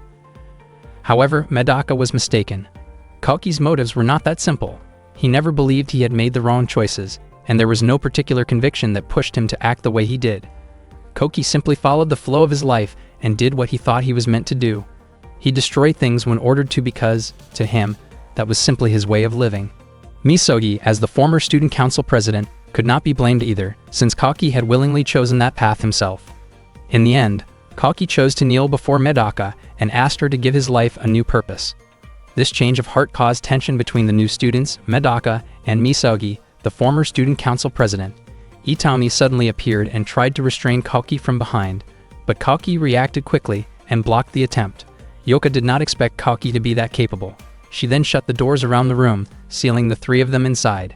Yoka calmly introduced herself again, explaining that she was known by the codename Black and White and that she was responsible for supervising the Flask plan. After that, Itami introduced herself to Koki, saying that she was known by the codename Best Pain. It turned out that Itami had been Yoka's childhood friend. In the past, Maguro had been the one in charge of supervising the Flask plan. Yoka explained that the reason she had isolated Koki was because he was a human who had been completely changed by Medaka. Medaka had brought transformation to many people. Zenkichi had not changed, but Yoka had become deeply interested in Koki, the former destroyer. Meanwhile, Zenkichi was trying to break a lock that seemed incredibly strong. Maguro reported that he could not find Koki anywhere. Zenkichi was certain that Koki was trapped behind that door. At the same time, two girls were arguing somewhere nearby. Hearing about this, Mokana and Medaka felt puzzled and wondered why those two girls could not get along as easily as they did. Medaka was also confused about why Zenkichi looked so angry. She was convinced that Koki had been set up. Even if Koki was no longer called the Destroyer, he was still the best. Back in the sealed room, Itami dropped down from the ceiling toward Koki. Koki quickly dodged, but Itami continued her relentless attacks. She was able to strike from both above and below. Itami kept kicking at Koki while he focused only on defending himself without striking back. Koki realized that Itami's abnormal ability might be even greater than Medaka's. Yoka commented that while Shigusa was known as the strongest member of the group of 13, Itami was just as formidable. Itami remarked that even though Koki was known as a judo prince, he would not be able to throw someone who attacked from an upside-down position, let alone defeat her. When Itami aimed a kick toward Koki's face, Koki slid low and pulled Itami down into a grounded position. He calmly stated that he was a wrestler. Earlier, Nekami had once asked why Koki always practiced wrestling techniques when he was supposed to be mastering every move in judo. Koki had explained that he enjoyed wrestling because he did not need to worry about accidentally injuring his opponent. Yoka called Koki kind but foolish. In her view, wrestling was useless if he refused to choke his opponent, and it was harmless only because Kalki expected his opponent to give up on their own. Yoka made it clear that neither she nor Itami would ever surrender to anyone. At that moment, Itami grabbed Kalki with tremendous strength. Yoka then revealed that Itami, with her abnormal abilities, had been modified into something like a mechanical human. Itami's strength was extraordinary, enough to lift Kalki's body off the ground. Koki wondered how she could possibly be that strong. Yoka explained that, as the supervisor of the Flask plan, her role had been to modify the human body from the muscles and bone structure to the nerves, breathing, and even digestion. Yoka had left her mark on Itami's body through those modifications. Filled with energy, Itami leaped back up to the ceiling and prepared herself to continue the fight. Koki calmly readied himself as well. Itami began with a powerful descending kick from the ceiling aimed directly at Kalki. The impact shattered the floor beneath them, causing both of them to fall to the level below. Yoka praised Itami's skill for breaking through the floor while maintaining her balance. That moment reminded her of the first time she met Itami when she was still in middle school. Itami had been one of the students in Class 13 at Hakoniwa High School and a member of the Group of 13, but she had not been born with any abnormal ability.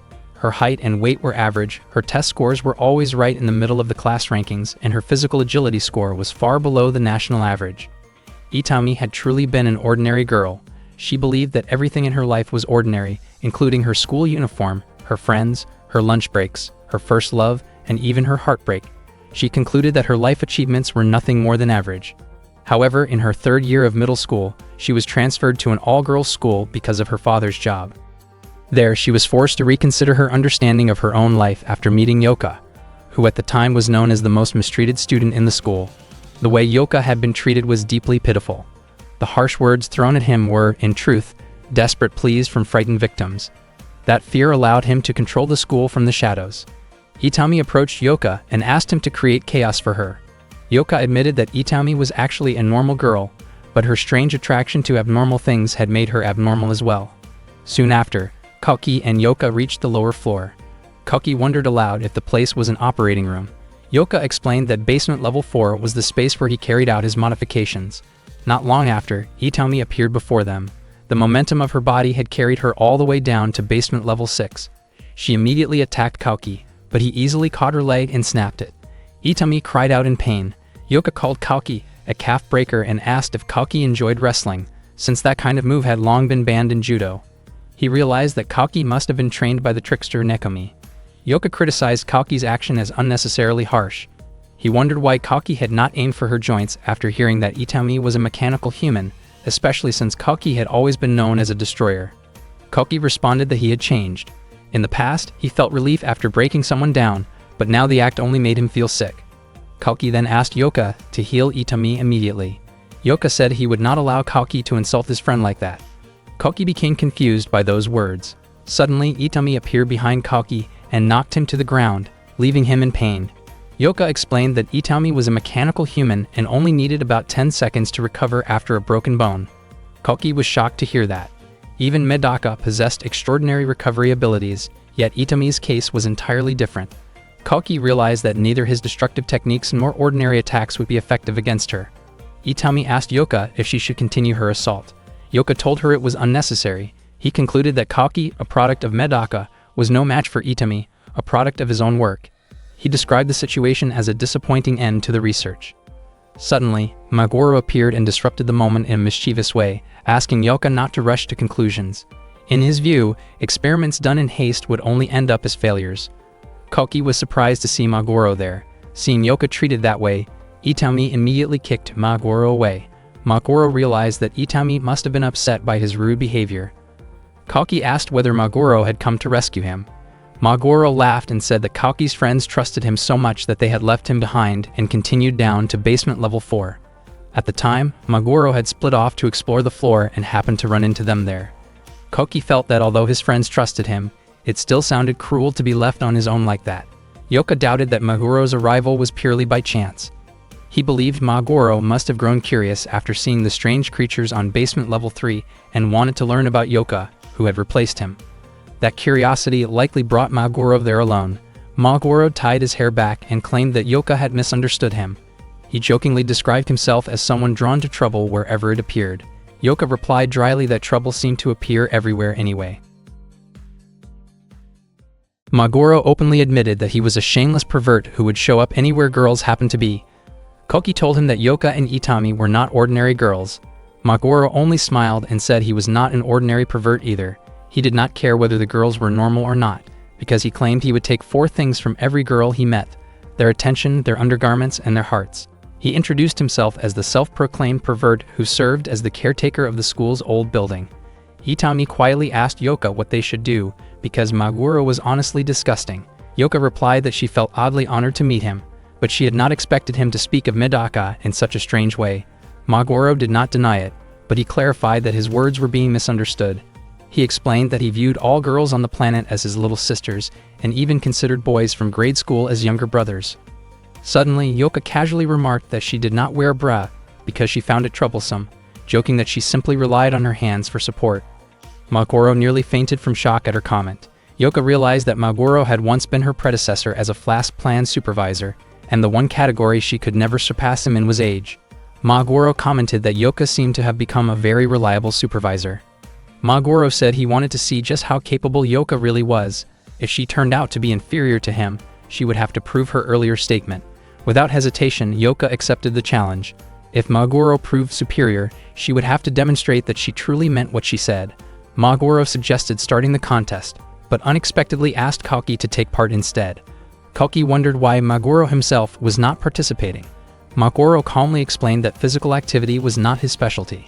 Without warning, Itami rushed at Koki. She was determined to defeat him in this match. She quickly locked her legs around Koki's head, choosing a grappling technique to overpower him. Koki was surprised to realize that Itami understood advanced holds, something he had never expected from her energetic personality. Yoka commented that once Itami wrapped her legs around Koki's neck, he would lose consciousness in seconds. Maguro watched in amazement at Yoka's confidence. At one point, Maguro awkwardly began removing his trousers out of embarrassment, believing he had misunderstood the rules. Itami scolded him, pointing out that he had gotten the rules completely wrong. Her distraction caused her to loosen her hold on Koki. Koki took advantage of the moment, noting that Maguro had successfully drawn attention in an inappropriate way. He swiftly shifted into a counterhold, applying pressure to Itami's arm and torso. Yoka was impressed by Koki's skill. Itami cried out in pain as Koki maintained the hold. Yoka hoped that the sound she heard was not a joint being forced too far. Koki mentioned that natural healing could not fix certain types of injuries instantly, and although he did not like hurting her, he had little choice. Yoka was surprised to see that Koki seemed worried about an opponent he had just overpowered, and she quietly remarked that he was kind. Maguro pointed out that Yoka should probably show more concern for Itami instead, since Itami was her friend. Yoka simply laughed. To everyone's surprise, Itami stood up again moments later as if nothing had happened. Koki could hardly believe how quickly she had recovered. Yoka explained that she never worried about Itami because she knew just how incredibly tough her friend was. Maguro speculated that Yoka must have pushed Itami's body far beyond normal limits before, almost as if treating her like a durable practice dummy. Unexpectedly, Yoka removed her skirt to provoke Maguro further. Koki was startled, and even Itami questioned why Yoka had started with her skirt. Yoka calmly stated that age was the only category in which Maguro surpassed her. Seeing this, Koki realized that Yoka was far more competitive than she appeared. She acted indifferent, but her rivalry with Maguro clearly went deeper than just the matter of being his successor. Maguro joked that Yoka's words had awakened the masochistic side he thought he had left behind. He teased her for provoking someone who had already retired. Maguro then told Koki that since he seemed capable of choosing between causing damage and holding back, he would leave that choice entirely in Koki's hands. At that moment, Yoka immediately ordered Itami to attack Koki again. Itami rushed forward and shoved him. Koki was confident he would not lose, but he was surprised by how strong and resilient Itami's limbs were and how quickly she recovered each time. Koki found Maguro's earlier advice confusing. He was also distracted by Itami's loud reactions whenever he forced her into another hold. He realized that, as someone with unusual physical traits, Itami should have been able to ignore pain signals if she wanted to. Pain existed as a warning system for living organisms, but for someone with such rapid recovery, it only seemed like an unnecessary distraction. Koki began to wonder if there was a reason Itami was still allowing herself to feel it. Koki then applied a 4-direction horizontal hold on Itami, a combined technique of grappling and locking known as a clamp. Itami doubted that Koki could break free using that method. Koki explained that the goal was never to overpower Itami, but to wear her down. When Itami cried out loudly, Koki became even more certain that his analysis was correct. The modifications made to Itami's body consumed energy at a much faster rate, which was why her pain receptors were left active, or possibly even heightened, to signal when her energy was running low. According to Kalki, Itami's true weakness was exhaustion. He compared her not to a Kamen Rider, but to an Ultraman, someone who could only function at peak strength for a very limited time. That was why Kalki chose to defeat her with a clamp, rather than with complex grappling and locking techniques that might allow her to endure longer. The extraordinary strength in Itami's arms and legs became useless against the four-direction horizontal hold, which was specifically designed to counter that kind of power. At that moment, Yoka realized that Itami was highly inefficient, capable of using her full strength for only about 3 minutes. That limitation was the reason Shigusa considered her weak. Yoka could not understand how Kalki managed to deduce that simply from observing Itami's broken arm. Maguro remarked that hiding a weakness from someone perceptive was always a mistake. Yoka started to remove her outer garment, but Maguro stopped her, saying that he was more interested in what was hidden behind the bandages on her face. Itami asked Yoka not to do it, and not to worry about her, because she only cared about her friend's safety. Slowly, Yoka began unwrapping the bandages from her face. She admitted that she felt happy hearing Itami speak to her at a time when everyone else avoided her. Maguro commented that it seemed as if the real match had only just begun. Everyone was stunned when they saw Yoka's face. Even Itami had never seen it before. Koki was surprised as well, remembering that Yoka had never once shown her face during 11th grade. Yoka disliked showing her face because people would stare at her, and she felt that the attention was overwhelming and embarrassing. From what she had seen before, Itami had already guessed the truth. Yoka's face was undeniably beautiful, and Itami wondered why she would hide it. Koki was surprised by how eager Maguro seemed to be for Yoka to remove the bandages. For a moment, Yoka reminded Koki of someone else. Maguro then looked at Yoka and calmly told her to put her skirt back on, reminding her that she should dress comfortably. Yoka was confused, since Maguro had been the one encouraging her to remove it earlier. She remarked that if Maguro wanted her to put it back on, then he should also fix his own clothing. Koki was surprised that Maguro actually listened to Yoka's words, as he had expected Maguro to continue provoking her. Koki became convinced that there was something unusual about Yoka's face. Yoka wondered why Maguro had stepped back. She suspected that he might be the type of person who felt dissatisfied after winning a game, someone who cared more about the process than the outcome. She then asked Koki to release Itami. Yoka admitted her defeat and offered to hand over the data for the flask plan. Koki immediately let Itami go, and Itami quickly apologized to Yoka. Yoka did not hold it against her. Yoka then asked Koki and Maguro to find their friends and move to the next floor. Maguro suspected that Yoka was about to run away and hinted that he knew her real name. Yoka was visibly startled by that remark. Meanwhile, on the 4th floor, Medaka, Mokana, and Zenkichi were looking around the room. Medaka wondered where Maguro was at that moment. When Mokana asked about Yoka, Maguro's expression suddenly turned pale. Medaka knew that Yoka had once been in 11th grade before suddenly transferring to 13th grade. Mokana suspected that unusual people like Yoka might be involved in the flask plan.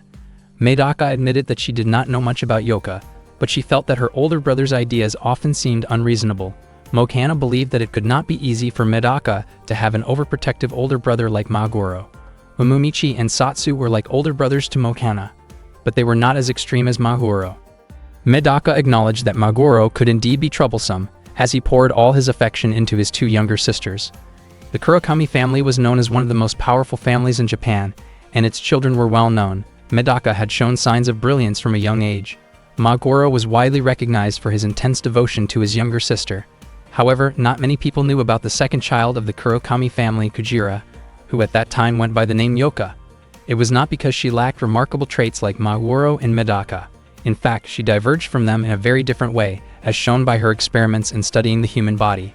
In the field of biology, Yoka even surpassed Medaka. Zenkichi himself did not know much about Yoka because she chose to avoid contact with other people. She never attended school and rarely left the house. She spent most of her time sitting at her desk. Yoka's most unusual trait was her level of self-control. She deliberately distanced herself from anything enjoyable and from anything that could bring happiness into her life.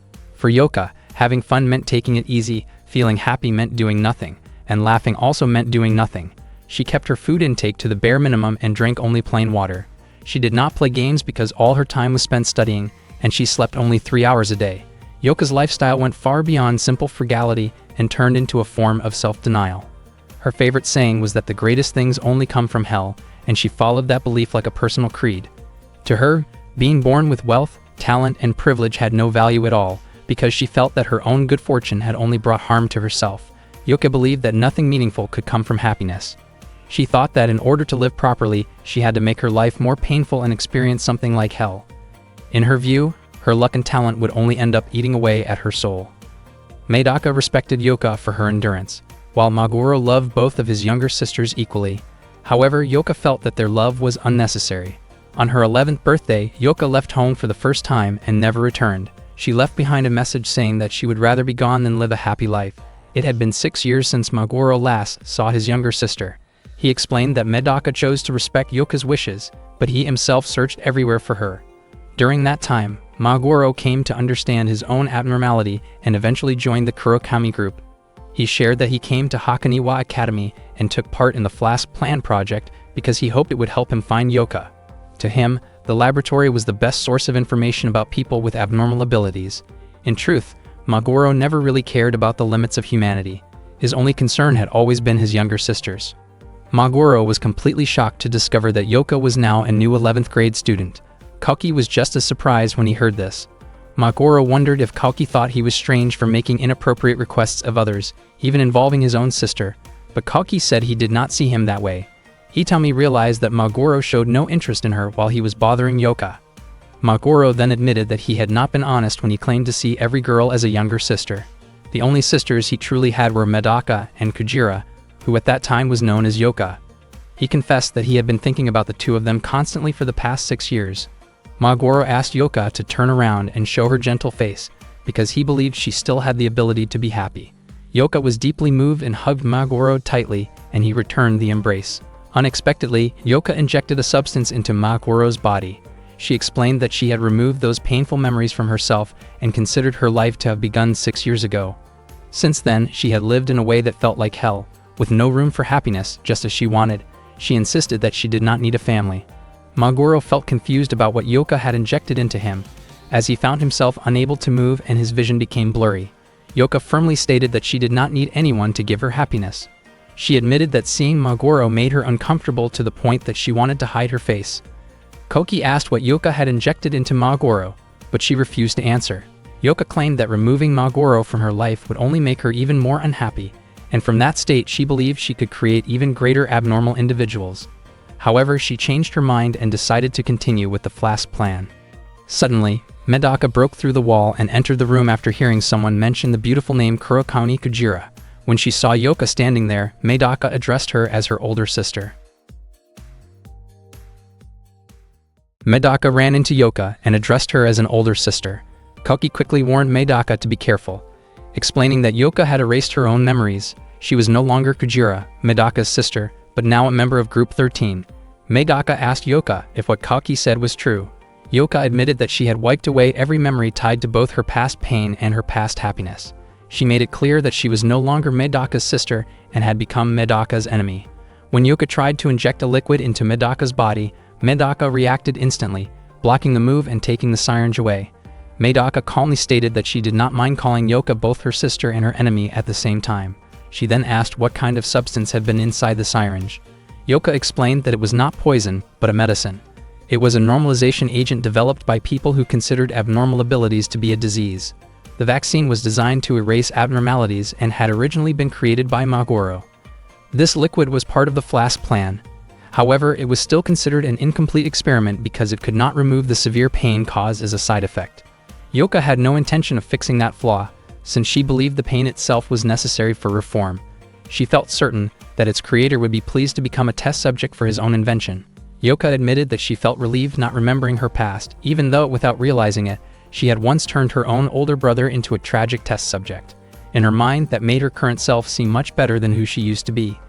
Kalki was shocked because it was the first time he had ever seen Yuka smile, and the expression felt unsettling. Medaka had always respected her older sister deeply, and the Yuka she remembered had never brought misfortune to others. Medaka asked Yuka to give her the antidote. Yuka agreed, but only if Medaka was willing to become her test subject. Without hesitation, Medaka injected the vaccine into her own body. The effect was immediate and extremely painful, causing her to collapse to the floor. Yuka then asked Itami to take them to the next floor. Koki protested, reminding her that their agreement was supposed to include giving Medaka the antidote. Yuka refused. Koki urged Itami to stop Yoka's reckless behavior if she truly considered herself Yoka's friend. Itami did consider Yoka a friend, but in her view, friendship meant more than sharing fun moments. A true friend also shared suffering. Even though Itami was clearly uneasy with Yoka's actions, she remained by her side. She moved toward Koki aggressively, but Medaka blocked her. Medaka stood up again and explained that the normalization liquid was working quickly. Her body felt heavier and her thoughts slower, which meant the experiment could be considered a success. Yoka was confused about how Medaka could still move normally. Medaka explained that she simply needed to keep moving normally because she was no longer abnormal. She pushed Itami away with her hand, sending her backward. Medaka added that she had been trained differently. She believed that if Yoka erased Magoro's abnormality, he would simply become an ordinary person with questionable habits. Medaka was not bothered by the possibility of losing her own abnormality, even though it hurt. Yoka admitted that she and Itami had lost to Medaka and finally handed over the antidote. Koki urged Medaka not to accept it. Yoka tossed it toward Medaka, and Medaka stated that she trusted her. Koki warned Medaka not to trust Yoka so easily. Medaka understood the warning, but she insisted that no matter how many times Yoka had deceived her, she could never doubt the words of someone she loved. Not long after, Medaka collapsed again. Koki questioned why she would go that far and wondered if Yoka had heard what Medaka had said. Yoka commented that Medaka was foolish for continuing to trust her after being tricked. Magoro then asked what kind of medicine Yoka had actually given Medaka. Yoka revealed that it was simply a common medication normally used to treat heart conditions. Medaka stood up again, but this time she had lost her memory. Yoka was delighted, revealing that she had modified the medicine into a memory-erasing drug. It was a degraded version of the drug she had used 6 years earlier. With it, she had successfully taken away Medaka's abnormality, her memories, and her emotions. Koki shook Medaka's body, trying to bring her back to her senses. Medaka still recognized Koki, but she called him Tashima. Itami prepared herself for a fight. Medaka did not understand the situation, but she felt as if she was expected to fight. Koki realized that memory and personality might be separate things. Even if Medaka had lost her memories, she could still be the same person inside. However, Magoro pointed out that if Koki's assumption were true, Medaka would have no reason to fight unless she had forgotten the 15 years she had lived as Medaka. No one expected Itami to come out on top in that intense clash and defeat Medaka. Seeing Medaka completely powerless, Yoka told Itami to finish things. Koki could not help thinking that everything might change if Yoka were willing to restore Medaka's abnormality and her memories. Hearing that, Yoka only laughed. In his view, Medaka's memories might help, but her abnormality had most likely already returned on its own. Yoka explained that the drug he had developed was still far from perfect. Even with her abnormality, Medaka had still lost to Itami, who kept moving forward with an empty state of mind. Most people, he said, were dazzled by abnormal abilities, when they should have paid more attention to the personality that supported those abilities. Magoro pleaded with Yoka to let Medaka go, but Yoka refused. His experiment was still ongoing, and he wanted to run one more test. He believed they would discover something new by placing a different personality inside Medaka's body. Magoro objected strongly, saying that this went far beyond simply erasing someone's memory. Yoka responded that he had the perfect subject for this idea, Odo, the leader who lived on floor B13. Without wasting another second, Itami pulled Yoka away and carried Medaka toward the next floor. Magoro could do nothing but watch. Koki urged him to find Zenkichi and Mokana, so they could head to floor B13 together. Magoro felt weighed down by guilt because, once again, he had failed to protect his younger sisters. When they reached floor B13, Yoka prepared to inject Medaka with another dose to make sure her memories would not return. Itami warned him to be careful, reminding him how close things had come to going wrong earlier. Yoka remained confident that Odo would support his experiment, especially since Odo had once expressed a desire to make Medaka his wife. Itami looked increasingly nervous, convinced that the student council would arrive at any moment. He also wondered why Yoka had started covering his face with bandages again. Not long after, several others arrived and offered their help to Yoka.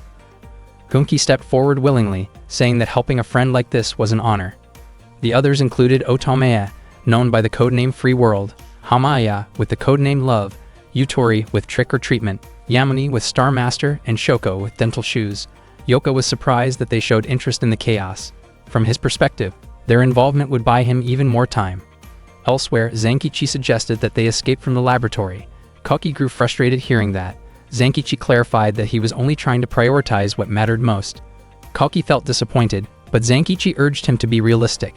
He believed it was impossible to risk everything just to rescue Medaka. Zenkichi reminded him that they were members of the student council, and their responsibility was to support every student at Hakoniwa Academy. Before long, Muri arrived with several others. She seemed surprised that Zenkichi had not thought about asking for help. When Zenkichi asked why they had come to the laboratory, Muri explained that she had brought Harigane, Nekami, Miyoka, Shigusa, and Kei because it looked like the student council needed support. They were people who had once been defeated by the student council and had now chosen to stand beside them as allies. Zenkichi could hardly believe what he was seeing. Muri confidently said that she and her friends were not the type to give up. Harigane mentioned hearing about the student council's difficulties. Nekami explained that Hansode had told them what was happening. Harigane added that news of the student council's defeat had spread through social media. Muri then stated that, as a member of the disciplinary committee, it was her duty to clean up this mess and protect the peace of the school. Zenkichi and Kauki found this ironic, considering that Medaka had become involved in the Flask plan because of the chaos that Muri had helped create in the first place. Shigusa had already made plans to hang out with Medaka the next day, so if Medaka was in trouble, he felt obligated to help save her. Kei promised to contribute however he could. Mokana could not understand how they had switched sides so quickly. Miyoka continued speaking in strings of numbers, but everyone assumed he meant well. At one point, Muri told Miyoka to stop making awkward comments.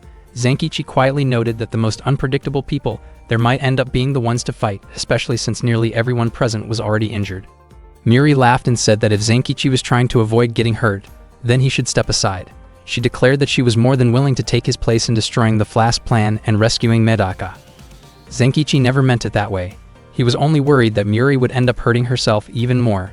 Muri felt confused, thinking Zenkichi should not have to worry about them at all. Zenkichi believed that if Medaka ever found out that someone had been hurt because of her, she would cry. He began to cry as well and said that he never wanted to see Medaka cry again. Suddenly, Nekami informed them that there was an elevator on the first floor that went straight down to B13, so they would not have to waste much time getting there. Meanwhile, on B13, Medaka, completely powerless, stood in front of Udo. Udo finally understood that it was Medaka's personality that made her abnormal. Yoka had told Mizo that Medaka became truly weak when her heart was empty. The real question then was what would happen if a different kind of heart were placed inside her. Udo planned to give Medaka a cruel heart as an engagement gift for his future wife. Mizo immediately left to carry out his task. Udo reminded him to make sure Yoka would not see his face. Mizo explained that the bandages on Yoka's face were meant to hide, while the mask on his own face was meant to deceive. Back at the elevator, Zenkichi and the others were waiting, only to realize that their enemies were already inside it. Hunki had anticipated this. He was certain that someone who relied on trickery would choose the elevator that went directly to B13. Gunki questioned Kei and Shigusa about why they had betrayed them. It turned out that the two of them had never really considered themselves part of the Group 13 alliance. Muri asked Zenkichi to go to B13 using the stairs. Zenkichi refused because he did not want to leave the others behind. Muri insisted that this was no longer about the Flask plan. At that moment, their goal was simply to survive. She admitted, even though she hated to say it, that they truly needed Medaka to get through this. Zenkichi had to go and bring Medaka back. Zenkichi, Kauki, Mokana, and Magoro immediately ran toward the stairwell. Hunki then told Muri and the others that he and his team were far stronger and more frightening than they could imagine. He even suggested that they abandon all logic and reason. Muri calmly replied that none of them had ever been known for being reasonable in the first place. Without wasting time, Yutori swung her long hair forward, wrapping it around Muri and the others. Shigusa tried to strike her, but Yutori blocked the attack using her hair. Shigusa realized she needed to distract Yutori, even if only for a moment. Kei then used his sword to cut through Yutori's hair, instantly freeing everyone from the restraint. He said that he would do anything to help his friends. Kei quickly began firing his gun at their opponents, but to his surprise, all the bullets were stopped by Soko. Miyoka arrived, swinging an iron ball, but Yamami intercepted it and heated it up. Soon after, Harigane rushed in to attack, but her strike passed right through Otome's body. Nekami laughed as she watched the chaotic fight unfold. Muri wondered why Nekami was not joining the battle. Nekami admitted that she wanted to, but two enemies were still standing behind her, which meant she could not move. Muri pointed out that Gunki and Hamaya were on a completely different level. Nekami replied that they should be able to break this stalemate because she believed Zenkichi had more than enough time to rescue Medaka. Muri then sensed that someone was blocking the path to the lower floor. At that moment, Zenkichi and the others had reached B12. The area looked like some kind of game arena. They searched for the stairs leading down to B13 when Mizo suddenly appeared and called out to Zenkichi. Mizo introduced himself as the Class 13 Rabbit Labyrinth. Zenkichi felt confused. Just the day before, Mizo had helped him, but now he was trying to stop him. Mizo explained that Medaka's mind would be fully reprogrammed in 15 minutes. He said he would allow them to pass only after that time had elapsed. Mokana, frustrated, asked whether Mizo really enjoyed tormenting a girl and whether the flask plan was truly that important to him. Mizo admitted that he did not care about the flask plan at all. The only thing he cared about was Odo. To him, Odo was the most remarkable person in the world. When Medaka appeared, she became nothing more than a comparison to measure Odo's greatness. Mizo declared that he would not allow Zenkichi and the others to interfere with his plan. Not long after, Zenkichi and the others fell asleep after inhaling a sleeping gas. Only Mokana remained conscious. As a skilled swimmer, she was able to hold her breath for a long time. Previously, Medaka asked Mokana to become the student council treasurer. After accepting the offer, she left the swim team and joined the student council. Still, she could not understand why someone as seemingly perfect as Medaka would need her help. Mokana was surprised to discover that Medaka lacked a lot of basic general knowledge that most people picked up from books. She even wondered how Medaka had managed to live her life without knowing such common things. Medaka quickly understood anything once Mokana explained it, yet Mokana often felt like she had failed to explain everything clearly. Medaka had never even heard of an amusement park before. One Sunday, Mokana gathered her courage and invited Medaka to visit an amusement park. Her suspicions were confirmed. Upon arriving there, Medaka showed pure joy while trying the rides with Mokana. In that moment, Mokana realized that Medaka was simply an ordinary 15-year-old girl at heart. At another time, when everyone else fell asleep after inhaling a sleeping gas, Mokana remained awake because, as a professional swimmer, she had strong lung capacity and could hold her breath for a long time. She did not know anything about Flask's plan, but she could not tolerate the actions of those who had ruined a young girl's life. Mizo sensed that the situation had become serious. He actually did not want to fight Mokana. He questioned whether Mokana truly believed Medaka was just an ordinary girl and mocked the idea of calling someone so extraordinary a normal person. Mokana, filled with anger, let out a powerful scream that knocked Mizo back. She refused to let him insult her friend. Moments later, Mizo's body grew unsteady as he accidentally inhaled some of the sleeping gas, and he began to feel overwhelmingly drowsy. He pointed out that while Mokana's lung capacity could be used as an advantage, she still needed to breathe whenever she spoke, especially when she screamed. Suddenly, Mokana forced herself to stay awake again by digging her nails into her own skin. Mizo was shocked by what she did. He grew more curious about why Mokana was trying so hard, considering that she and Medaka had only met recently. He even assumed that Mokana must have once been Medaka's enemy. He could not understand why she was willing to push herself so far for Medaka's sake. Mokana believed that relationships were defined by the bonds she chose to build, not by past labels like friend or enemy. She valued the connection she formed in the present. Mizo realized that Mokana was being completely sincere and that she was not an opponent he could simply ignore. He knew he would be in trouble if he did not end the fight quickly before Mokana figured out the weakness behind his abnormal ability. Mokana admitted that she was more of a competitor than a fighter, but she was willing to struggle for her friend. She screamed as loudly as she could, and the sound caused the glass around them to shatter. Mizo suggested that she stop pushing herself and take a deep breath. He was certain that Mokana had already realized his abnormality allowed him to read other people's thoughts, meaning he would always know what she planned to do. Mizo believed that friendship could only exist between equals. Because of that, he claimed that Mokana, who was in the 11th grade, could never truly be friends with Medaka, who was in the 13th grade. He insisted that Medaka was in serious condition and that Mokana did not meet the requirements to save her, worry about her, or be close to her. Mizo admitted that he was close to Odo, yet he had never considered Odo a friend. In his view, a king was meant to stand alone. Mokana, on the other hand, thought about Zenkichi, who wanted to become someone capable of protecting Medaka, and Koki, who dedicated himself to helping Medaka out of gratitude. She admired their feelings, but she believed that, in the end, they were simply giving Medaka special attention. Mizo questioned why it was wrong to give special attention to someone extraordinary. Once again, Mokana forced herself to stay alert by pressing her nails into her skin, which made Mizo uneasy. Mokana believed that all the special attention Medaka received only made her feel lonelier. She felt that everyone was foolish for focusing only on how amazing Medaka was without trying to understand how she truly felt. Mizo was confused by how Mokana spoke as if she understood Medaka so well. Mokana did not need to read Medaka's thoughts. She believed she understood Medaka, simply because they were friends and because Medaka had personally asked for her help. Mokana felt confident that she could defeat Mizo and save Medaka. After that, she hoped to take everyone to the amusement park together. Mizo was reminded of his childhood. Being surrounded by crowds had always given him headaches because his mind-reading ability never stopped working. One day, while he was at a game center, Odo approached him and asked him to say what Odo was thinking at that moment. Mizo had been deeply amazed by Odo. He felt as if he had been born to meet Odo and that his ability existed so he could truly understand him. Mokana urged Mizo to give up right away because she already had a plan to defeat him. She was convinced that Mizo's abnormal ability had a fatal weakness. Mizo calmly stated that he could read what Mokana was planning and said her efforts were pointless. Mokana did not expect that her attempt to provoke him would backfire. She realized that no one seemed able to match Mizo. She considered acting randomly instead of overthinking her next move, even though she was unsure whether she could control her own movements.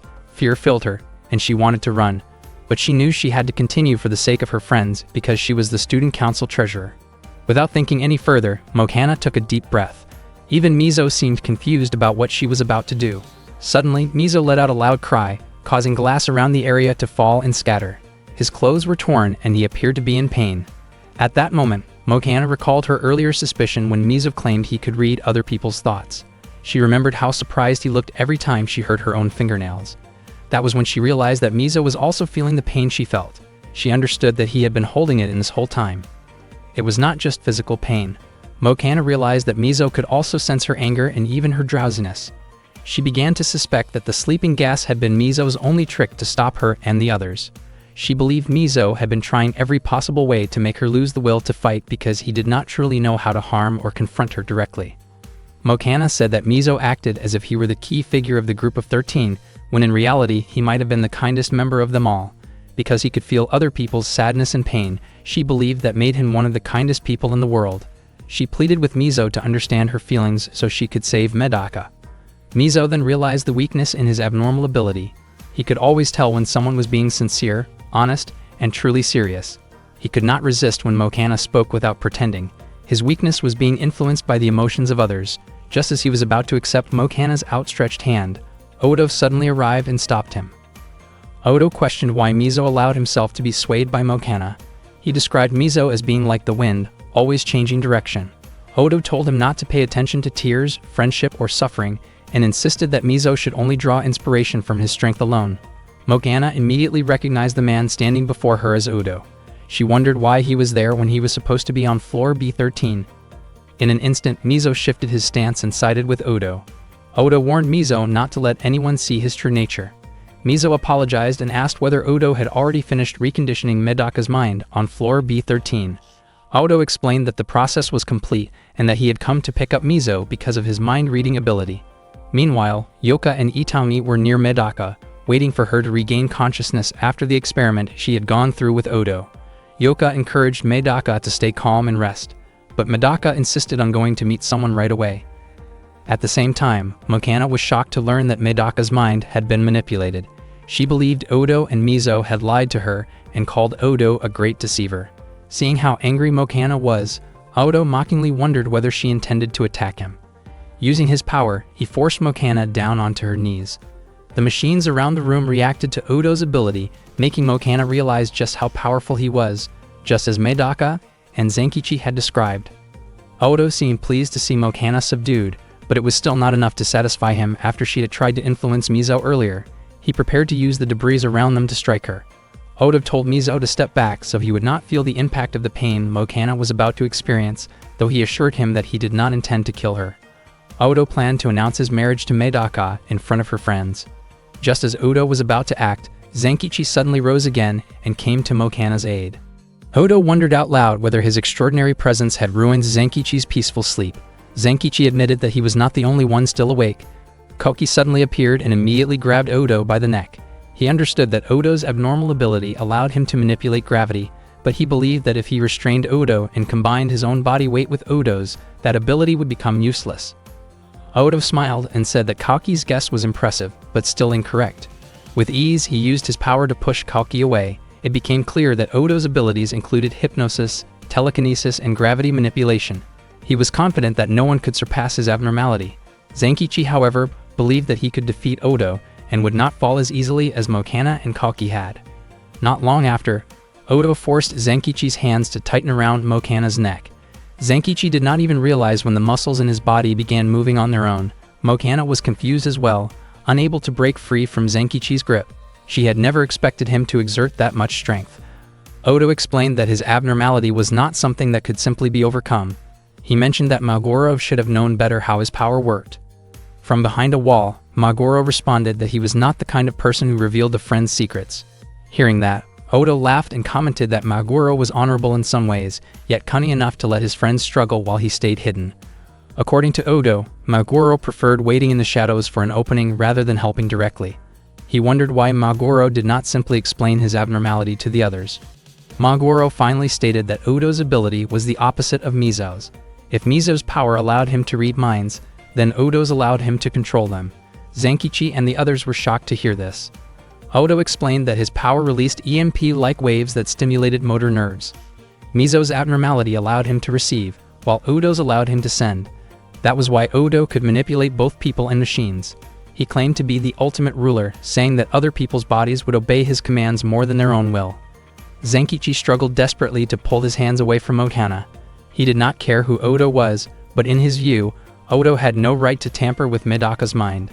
Odo was surprised that Zenkichi managed to break free from his control, while his attention was momentarily distracted. Odo asked if Zenkichi was upset because he had altered Medaka's mind. Zenkichi admitted that he was. It was not only about Medaka, but also about the belief that no human had the right to control another person's mind.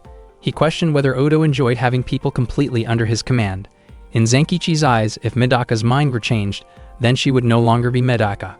Odo seemed impressed by Zenkichi's thoughts and remarked that Zenkichi might not be so different from him. He wondered whether Zenkichi had ever hoped that Medaka would change herself. He questioned whether Zenkichi ever felt that Medaka wasted time fighting Shikusa, or when she cried during her fight with Kei, or when she fell for Yoka's trick. Odo pushed further, asking if Zenkichi had ever wished that Medaka would stop acting so rigidly idealistic and instead become a more ordinary girl. Zenkichi admitted that Medaka often treated him and their friends with overwhelming concern. He had hoped she would ease up on that, but that did not mean he would allow Odo to interfere with her mind. Hearing this, Mizo laughed and pointed out that Zenkichi had once refused to join the student council and could only complain back then. Mizo wondered when Zenkichi had become so devoted to Medaka. He even suggested that Medaka had influenced Zenkichi just as strongly. According to Mizo, Medaka and Odo were not so different when it came to influencing others. Odo controlled minds, while Medaka shaped people's behavior. Zenkichi insisted that Medaka was still right, perhaps even too right for her own good. Odo replied that Zenkichi sounded arrogant for believing that anything considered right must automatically be accepted. Soon after, Medaka arrived and admitted that she had been wrong for acting overly self-righteous. She stated that the new version of herself had been revised. Zenkichi was shocked when Medaka showed up. She explained that she was a revised version of Medaka. Odo scolded Yoka for not staying downstairs as instructed. Yoka clarified that Medaka had insisted on coming up, and she had not been able to stop her. Medaka then stated that she was no longer the Medaka her friends once knew, because the previous version of herself no longer existed. Zenkichi grew frustrated and demanded to know what Odo had done to her. Odo claimed that he had brainwashed Medaka, but she denied it. She explained that she had not been brainwashed at all, but had instead come to a realization after 13 years, waking up from what she described as a long nightmare, in which she believed she had been born solely to help others. Odo's original plan had been to reshape Medaka into the kind of girl he desired. However, that plan failed because Medaka's heart was like a sealed egg within her, quietly waiting for the right moment to hatch. Suddenly, Medaka announced that the student council would cooperate with the Flask plan, and that she would join Group 13 to help ensure its success. Zenkichi was furious and demanded to know what she meant. Medaka explained that she was now acting rationally, while her former self had simply been playing around. She believed that she had been born to perfect herself, and that her mission was to fully realize her own extraordinary nature and greatness. She intended to use the Flask plan to achieve that goal. Since the Flask plan aimed to create a perfect human being, Medaka decided to use it for her own personal purpose.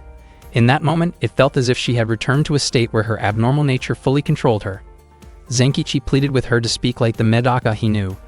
Kalki reminded everyone that the Flask plan was a dangerous project that could put every student in the school at risk. Medaka, however, believed that the students of Hakoniwa Academy should feel honored to contribute to their student council president's pursuit of perfection. Mokana pointed out that Nekami and the others were still struggling to save Medaka. Medaka admitted that she no longer cared about other people's feelings. Without hesitation, she dismissed Zenkichi, Kaoki, and Mokana from the student council, saying she had no need for people who could not help her achieve her goal. Unexpectedly, she chose to side with Odo and his group to carry out the Flask plan for her own sake. She even expressed her willingness to marry Odo if it helped her reach that objective. Odo appeared delighted. Itami commented to Yoka that everything seemed to be going according to her expectations. Yoka denied planning any of this and admitted that she simply enjoyed watching former friends fall into conflict. She had expected the student council members to give up after being rejected, yet they were still trying to convince Medaka. Zenkichi stated that he and the others had promised never to leave the student council. Kaoki could not accept seeing Medaka change so completely, and Mokana was heartbroken watching her become so self-centered.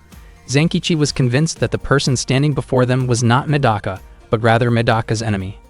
Suddenly, Medaka ordered them to kneel. Odo was surprised that she could use such overwhelming words with that level of force. Yoka realized that Medaka had also learned Shigusa's autopilot ability, and she began to understand what truly made Medaka abnormal. Medaka herself felt strangely refreshed, as if a heavy burden had been lifted from her shoulders. Kaoki insisted that Medaka would never normally say something like that. Mokana began to fear that the real Medaka was truly gone. At that moment, Maguro stepped forward and questioned whether Medaka was truly certain about what she was saying. He doubted that she had actually freed herself from her burden. Medaka claimed that she no longer had a heart or emotions. Maguro calmly asked why. If that were true, tears were falling from her eyes. Medaka seemed startled when she realized she had been crying without noticing. Maguro explained that people with a heart often find themselves moved in ways they cannot control. He believed that Medaka's memories from 13 years ago had not disappeared after all. Without warning, Zenkichi rushed toward Medaka and struck her with a powerful kick. Odo was surprised to see that Zenkichi could still move despite the effect of her overwhelming words. Zenkichi admitted that he had spent 13 years listening to Medaka's unreasonable demands. He declared that her words no longer weighed him down, and that if the real Medaka still existed inside that body, he would bring her back. Medaka felt confused as she watched Zenkichi, unable to stop her tears. The two began exchanging kicks as they fought. Observing the clash, Odo asked why Itami was not stepping in. Itami refused and criticized Odo for being cruel. At one point, Medaka's kick connected solidly with Zenkichi, causing Mokana to worry. Kaoki tried to reassure everyone that the hit had only grazed him, but it was clear that Zenkichi did not have the advantage now that Medaka had learned how to avoid his attacks. In the middle of the fight, Medaka swung her leg in a way that revealed a hidden syringe. The syringe pierced Zenkichi's body. Yoka was shocked and wondered when Medaka had taken it, only to realize that she had also learned Kei's hidden weapon technique. Yoka understood that Medaka had studied every abnormal ability that had ever been used on her, and had now mastered them all. Maguro said that Medaka could do anything shown to her, yet no one could actually teach her anything. Zenkichi was confident that Medaka would not be able to defeat him with a bundle of empty syringes, because that alone would not be enough to knock him down. Medaka was already serious, and it was not that she was holding back against her childhood friend. Somehow, she kept raining kicks on Zenkichi, yet he never stepped back. They continued facing each other without pause.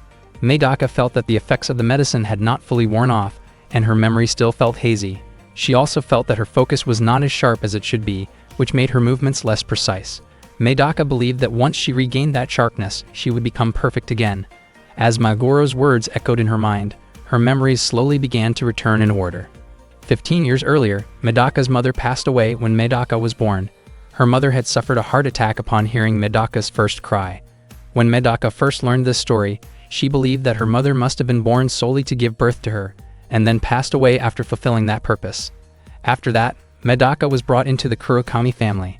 She had never seen her father, yet her stepmother and all her relatives treated her kindly. It almost felt as if the entire Kurokami group had been prepared just to receive her. Even so, Medaka remembered once feeling uncomfortable there. At that moment in the present, Zenkichi managed to land a kick to Medaka's head. Yoka wondered whether Zenkichi's kick had been faster than Medaka's reflexes, or if Medaka had intentionally allowed herself to be struck. It turned out that Medaka had never truly experienced life as a normal baby. Within 3 months, she had read every book available in order to learn. Before her first birthday, Medaka had already absorbed all the knowledge she could find. At first, the adults admired her greatly, but before long they began to feel uneasy and gradually distanced themselves. One day, Medaka received a request from one of her father's friends, a mathematician. Medaka solved the complex problem almost instantly. Not long after that, she heard that the man had resigned from his job.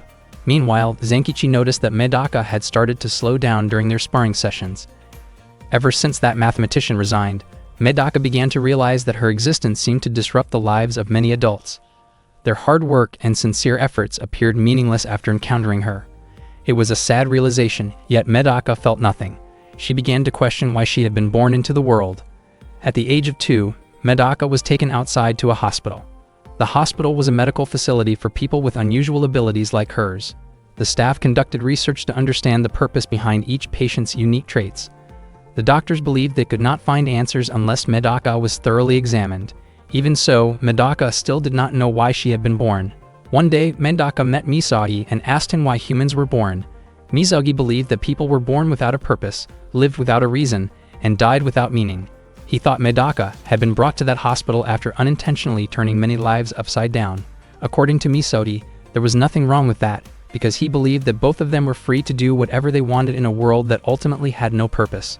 Those words stayed with Medaka. She could not imagine anyone offering a more convincing answer. Medaka eventually convinced herself that her mother's passing and the adult struggles were not her fault. Thinking that way brought her a sense of calm, as if a heavy weight had been lifted from her chest. She grew tired of the endless tests and decided to leave the waiting room. That was when she met Zenkichi for the first time. He was trying to solve a puzzle toy, but could not figure it out. Medaka helped him take the puzzle apart. Seeing this, Zenkichi praised her and felt genuinely happy. Medaka told him that there was no need to thank her because it was something very simple. Zenkichi then asked Medaka to solve a Rubik's Cube. Medaka helped him solve all of his puzzle toys. Zenkichi became very excited and kept praising her. Medaka found it strange because to her, those things were ordinary, especially since she believed her birth and life had no meaning. Zenkichi disagreed. He believed that everything had meaning. Medaka asked him why she had been born into the world. Zenkichi said that even though they had just met, Medaka had already made him very happy. From his perspective, Medaka had been born to make everyone happy. Hearing those words deeply moved Medaka. At that moment, Zenkichi ended the fight, feeling frustrated about why Medaka had not tried to dodge his kick. Medaka explained that Zenkichi had no reason to attack her, so she had no reason to avoid it. Tears continued to stream down her face as she assumed Zenkichi had forgotten that it was his words that shaped who she had become. He was the one who gave meaning to her life and helped her discover herself. Those words were no longer just a memory to Medaka. They had become a part of her. Suddenly, Medaka lost control of her emotions and struck Zenkichi. She felt upset because remembering the past changed nothing. Although her past remained a beautiful memory, she had changed because she believed she had been born to constantly improve herself. The impact of her blow sent Zenkichi collapsing to the ground injured. Medaka said that she no longer needed the purpose Zenkichi had given her 13 years ago. Odo could not understand what Medaka meant, but it seemed that Magoro's plan had failed. Magoro realized that the brainwashing ability used by Odo was stronger than he had predicted. Odo wondered why Magoro did not simply return to the original Flask plan. Magoro admitted that the idea did not sound bad, but after losing both of his younger sisters, he no longer cared if the world had to be destroyed as a result. At that moment, Medaka apologized to Zenkichi, saying that she had to end his life. She tightened her grip around his neck, convinced that the only way to stop her tears was by removing him from her life. She believed that without Zenkichi, she would be one step closer to reaching her version of perfection. Zenkichi accepted his fate, saying that he could no longer bear to witness what was happening, and did not resist. Still crying, Medaka asked whether Zenkichi remembered what he had said to her 13 years ago. Zenkichi admitted that he did not fully understand what she was referring to because so much time had passed. However, he remembered telling Medaka that she had been born to bring happiness to everyone. Medaka was surprised that he still remembered. Zenkichi said that from the moment he met her, he had believed those words would come true, and that belief had never changed. Hearing this, Medaka suddenly felt intense pain in her head. She screamed as if struggling against something inside her mind. A powerful surge of energy radiated from her, as though she was trying to undo the brainwashing affecting her. Odo was shocked, realizing that Medaka was capable of using the same mental influence. Yoka commented that brainwashing was an extremely complex process, and if someone tried to reverse it forcefully, nothing might remain. Seeing Medaka in such distress, Zenkichi apologized. He said that if his words were causing her pain, then he did not want her to force herself to remember them. He wondered why, even after being brainwashed, Medaka had still not truly changed. Zenkichi asked her not to hurt herself, not to suffer, and not to cry just to make other people happy. He held Medaka tightly and told her that if she wanted to make others happy, she first needed to find happiness for herself. Suddenly, Medaka stepped back from Zenkichi's embrace and stated that she was not the revised version of Medaka anymore. Mokana and Kaki looked relieved, realizing that Medaka had finally returned to herself. Seeing this, Zenkichi asked what Medaka believed she had been born to do. Medaka answered firmly that she had been born to help others and to make everyone happy alongside her. Yoka realized that Medaka had also absorbed Mizo's abnormal sense of empathy. She commented that humans seemed to constantly influence each other's minds, and that it was not surprising. Maguro responded that if Yoka kept thinking that way, her life would feel miserable, while Medaka was fortunate to have Zenkichi by her side. Odo remarked that the bond between Zenkichi and Medaka was truly fascinating. He then invited Medaka to return, and Medaka declared that she was ready to put an end to the Flask plan. In an effort to stop the Flask plan, Medaka and her friends went through a series of intense confrontations. Medaka first faced Shigusa in battle. During another clash, Zenkichi was pushed to the brink while going up against Kei. Medaka also met her older sister for the first time in 6 years, and at one point Odo nearly manipulated her mind. Medaka made it clear that destroying the Flask plan was her mission. Hearing this, Odo invited her to settle everything on the lowest floor of the facility. Yoka then tossed a knife beside Maguro and urged him to join them. Together, they all headed downstairs. On the way, Yoka remarked that Itami had already struck Medaka and Zenkichi had kicked her as well, so Medaka should have been badly hurt. Yoka offered her a special herbal remedy. Medaka politely refused. Yoka laughed and wondered if Medaka had stopped trusting everyone. Medaka calmly replied that someday she and Yoka would make peace. When they reached the lowest floor, Medaka described the room as something resembling a military intelligence facility. The place felt extremely cold. Without air conditioning, they would have overheated within 5 minutes because there were 131,310 devices running non-stop 24 hours a day, all year long. These machines were used to analyze abnormals. Managing that many systems required someone like Odo. Mizo suddenly removed his mask and revealed that Odo had been running the Flask plan alone. If they could stop him, the plan would come to an end. Odo asked whether Medaka was not impressed by what she was seeing. He explained that this was the Flask plan, and that in their country alone, over 100,000 people had devoted their lives to the project. He questioned whether Medaka truly wanted to make everyone happy. He asked her to imagine a world where humans had no worries, no need for advice, and where everyone could become perfect if the noble goals of the Flask plan were realized. Medaka disagreed, pointing out that Odo intended to use the students of Hakoniwa as test subjects. Odo offered Medaka one last chance. He said he would not insist that she become his wife, but he wanted her to cooperate with the Flask plan. If she did not want anyone to suffer, she could use her brilliant mind to prevent harm while helping the project succeed. According to Odo, that would make everyone happy. Medaka admitted that the offer sounded tempting, but she still refused. Creating perfect humans in her view was impossible. She felt that Odo was even more idealistic than she had ever been. Part of her even envied his ambition, especially if he truly believed he could create or become a perfect human. Still, she believed that humans could never be perfect without their imperfections. As the president of the student council, Medaka wanted students to chase their dreams, but Odo's dream felt like a nightmare. Hearing this, Itami grew very emotional. From Itami's perspective, Medaka's rejection of the Flask plan was also a rejection of her as a robotic human. Odo reminded Itami that she was not strong enough to defeat Medaka.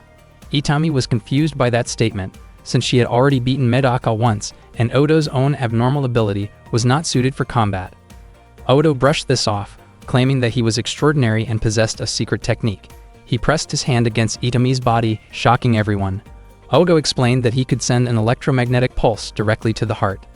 Through this continuous interference, he could take someone's abnormal ability. This action was known as Yukahashi, and it was Odo's second special skill. Odo claimed that while Medaka could copy at least 20% of someone's abnormal ability, he could take it entirely. He then used Itami's ability to strike Medaka. Odo stated that he had always believed Itami's abnormal power was meant for him. He also claimed that he had just proven Yoka's theory about controlling abnormal personalities. Yoka was devastated seeing Itami's powerless body. She begged Itami to open her eyes. In tears, Yoka apologized to Maguro for once saying that she only wanted unhappiness. She promised to make up for it, by doing anything Maguro asked. She pleaded with Maguro to heal Itami, explaining that Itami was a friend who mattered more to her than any rule. Odo mocked Yoka for begging help from an enemy. He remarked that only Mizo was worthy of standing beside him. But at that moment Mizo was lying on the ground, overwhelmed by the pain Itami had felt when Odo attacked her heart. Odo then told Medaka to get up, fight him, lose, and die, because he could take Medaka's abnormal ability with his secret technique and move one step closer to perfection. Medaka asked whether Odo truly considered himself human. Odo confirmed that he was. Medaka then shifted into her combat mode and drove her elbow into Odo's stomach. She stated that when facing Odo, she preferred to turn herself into a monster. Odo lived alone on the streets for 7 years, from the age of 6 to 12. He had the ability to steal other people's powers. Even so, he chose not to use his abnormalities to defy the world. To him, those abilities felt more like a misfortune than a gift he was born with. At the age of 6, he made his first test by trying to control his own abnormality. He decided to leave his parents because he believed they would try to take advantage of him if they ever found out about his powers. He felt deep sadness when he left home, but his conscience would not allow him to manipulate his parents' minds. He dreamed of using his powers someday to guide the world toward peace and happiness. During the 7 years before he was finally found, he used his ability only to understand it better. He never experimented on anyone else and refused to sacrifice others for his own growth. Through intense mental training and visualization, Odo continued to develop himself. The speech he had prepared in his mind was meant to encourage people to enjoy life, take care of their friends and family, and seek happiness. However, when the moment came, the words that left his mouth were an order for everyone to kneel. No one knew what Odo would do in the 3 years before he eventually arrived at Hakoniwa Academy. At the same time, Medaka took on a different form and admitted that she preferred herself as a monster. She tried to use her ability to command Odo, but he refused to obey her because he saw himself as a king. The two of them clashed fiercely, using the full extent of their abilities. Meanwhile, Maguro was checking on Itami's condition. Yoka asked whether Itami would be okay. Maguro told him not to worry and reminded him of the words he had once said. He asked Yoka to promise that he would never wish for his own unhappiness, and Yoka agreed. As Medaka and Odo's battle continued, Odo used Itami's abnormality that he had previously stolen. Unexpectedly, the force of his kick was strong enough to shatter concrete. If Medaka had tried to block it directly, her arm could have been seriously injured. To Odo's surprise, Medaka launched another attack and explained that she had already healed the injury from his kick by using Itami's healing ability. He had not expected her to use healing as a form of defense. Odo grew frustrated and questioned whether Medaka still considered herself human. She denied it and stated that she was a monster. At that moment, Odo believed she must have been using one of his stolen abnormalities. Maguro corrected him. He explained that Odo's ability to steal other people's abnormalities only worked by taking the target's power itself. Odo, still irritated, asked what Medaka's abnormality truly was. Maguro explained that Medaka could do anything other people could do, and even things they could not. He believed Yoka had already figured out the answer. Maguro wondered why Yoka had not told everyone, even though he was a supervisor of the Flask Plan. Yoka explained that he had not felt anything when Medaka was repeatedly attacked by Muri. Afterward, she used Chigusa's reflex ability and could switch it on or off at will. The same applied to Mizo's ability. Her abnormality was so profound that she could sense the suffering of others, yet Medaka could freely decide when to activate or deactivate that sensitivity. That was why Medaka could treat the heaviest burdens as if they were nothing, and even reset her own mindset when necessary. In the end, she gained full control while in her former war mode, a state that previously required her to lose control. Medaka could now fully command herself and use 120% of her power. Hearing this, Odo was shocked. He had spent 7 years trying and failing to achieve that level of control, yet Medaka managed to do it. She did not take other people's abilities. Instead, she mastered and perfected them. Maguro stated that Odo's level was close to Medaka's. While Odo could use other abnormalities at full strength, Medaka could use them in their perfected form. According to Maguro, if Odo could perfect his own abnormality, he might be able to stand against Medaka. Odo was stunned by this idea. Maguro added that the headmaster had been carefully observing Medaka's movements all along. If he had known earlier, he would have done everything in his power to keep Medaka away from the situation. Medaka then stated that she was not perfect. She described herself as a monster pretending to be human and simply playing around. Odo felt anger when he heard her say that. Many members of Class 13 had risked everything to refine their abnormalities, yet Medaka referred to it as nothing more than a game. Odo referred to himself as a king, and Medaka might have seemed like a monster in his eyes. Still, he believed that Medaka had no right to possess abnormalities that surpassed his own. Medaka calmly sensed that Odo seemed hungry and invited him to take her abnormality as he pleased. Zenkichi was confused by what Medaka was saying. Maguro told Zenkichi not to worry, because Medaka clearly had no hesitation about ruining Flask's plan. Odo used his power to steal Medaka's abnormality, convinced that doing so would allow him to control it. He became overjoyed and prepared himself to become like Medaka. However, only moments later, he felt himself sinking into darkness. His body slowly seemed to fade, and he encountered a frightening girl within that void. Odo panicked and screamed in terror. Not long after, he was thrown back while still attempting to take Medaka's abnormality. Odo could not believe that Medaka lived alongside something like that within herself. He had never imagined that darkness and a terrifying presence existed inside her. Unwilling to face that reality, he called Medaka a monster. Then he fell silent when Medaka stared at him. Odo admitted defeat and no longer saw himself as a king. He promised to shut down the Flask plan and asked Medaka for forgiveness. Medaka asked if that was all he had to say. Odo then promised to make sure that Mizo and Itami would be safe. He also swore that he would make up for all the people who had been sacrificed for the Flask plan. Once again, Medaka asked if that was everything he wanted to say. Odo added another promise. He would no longer use his weighted words to steal other people's abnormalities, and he would stop doing harmful things altogether. Medaka still asked if that was all. Odo did not know what else he could possibly say. Medaka firmly reminded him that when someone does something wrong, the proper thing to say is an apology. Odo immediately dropped to his knees and apologized to Medaka. Medaka forgave him, leaving everyone around them in shock. Zenkichi and the others had completed their task, although some concerns remained. The student council members were assigned to erase the data on the computers. Medaka commented that the task was a hassle and suggested that destroying the computers entirely would be easier. Odo had completely given up after witnessing the darkness within Medaka, and Medaka chose to forgive him. Zenkichi, however, had hoped Odo would be made to struggle more, because he believed that forgiveness was not a miracle cure that could be handed out so easily. After that, they all rode the same elevator and chatted like normal high school students. Seeing Zenkichi unusually quiet, Maguro asked what was wrong with him. Zenkichi brushed it off by saying he was hungry and thinking about what he would eat for dinner. He even started thinking about inviting Hansode to go eat yakiniku with him. Medaka then asked Odo to use his weighted words to stop the students who were still fighting on the first floor. Odo agreed to do it. However, when they arrived, they were met with a disturbing sight. All of the students were pinned down in the same way. There was no clear winner or loser in that struggle. Zenkichi could not understand how it had happened, or whether they had somehow taken each other down at the same time. Suddenly, someone appeared and stated that it was impossible for them to have done that to each other. All 14 of them had been struck in the exact same manner, and no abnormality would allow someone to harm themselves like that. He was certain that a third party was responsible. He wondered why anyone would entertain themselves with such a cruel display. That person was Misagi. Medaka felt irritated when she saw him, while Misagi greeted her with his usual smile. Najimi, the mastermind behind the Flask plan and the founder of Hakoniwa Academy, explained that during last week's broadcast, Odo and the other 13 members of his group had been defeated by Medaka.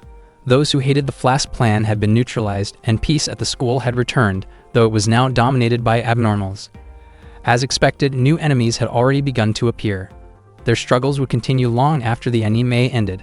On one hand, everything seemed to be wrapping up, but on the other hand, their real battles were only just beginning. Naoto would reveal himself sooner or later, but that was a story for another time. For now, Najimi needed material for the next episode because the writer had not planned things out precisely. The next part of Medaka's story would focus on Misagi, the weakest among the weak. Misagi was a man capable of ruining everything through a strange blend of good and bad intentions. This episode would explore the time before Misagi met Medaka, when he was still a student at Susu Academy. Back then, Misagi had the nickname of a kind loser. One day, a girl named Saiki rushed to school and panicked. She was a student at Susu Academy and arrived just as her name was being called during attendance. Her classmates stared at her as she entered the classroom. Sho had just been asked to leave because his hair color had changed. Without wasting time, Saiki headed straight to the student council room to find Misagi. She complained loudly about what had happened to her hair. Misagi calmly mentioned that it was Monday of the first week of the month, which meant it was time for him to read the weekly Shonen Jump magazine. He greeted Saiki and wondered if her hair issue was somehow preventing him from reading. He looked at her hair, which was now brightly colored, and remarked that he had no intention of removing her from the council over it. Saiki admitted that she never really took care of her hair because she hated drawing attention to herself. She had only joined the student council in the first place because Misagi had asked for her help. Misagi then asked why she had changed her hair color. Saiki believed that Fude, known for his mastery over colors, must have been responsible because only he could do something like that. She realized Misagi might not recognize the situation because the previous student council president, Aiki, had been expelled before Misagi enrolled at the school. Misagi concluded that the former president must have returned, and that Fude had come back as well, turning Saki's hair blonde in the process. Fude had the ability to control colors. Saiki found it strange that Misagi did not seem surprised by this. Misagi said it all made sense because the weekly Shonen Jump magazine itself looked unusually colorful. Saiki was shocked when she saw how vibrant the pages were. Misagi wondered if this was some kind of message directed at him as the new student council president, with Saki's hair serving as a sign. He then suggested they go meet the color person. Saiki agreed, since she needed Fude to restore her hair to normal. Misagi laughed and said they would teach Fude a lesson. He added that in Shonen Jump, color was usually reserved for popular or newly launched series, often printed on recycled paper.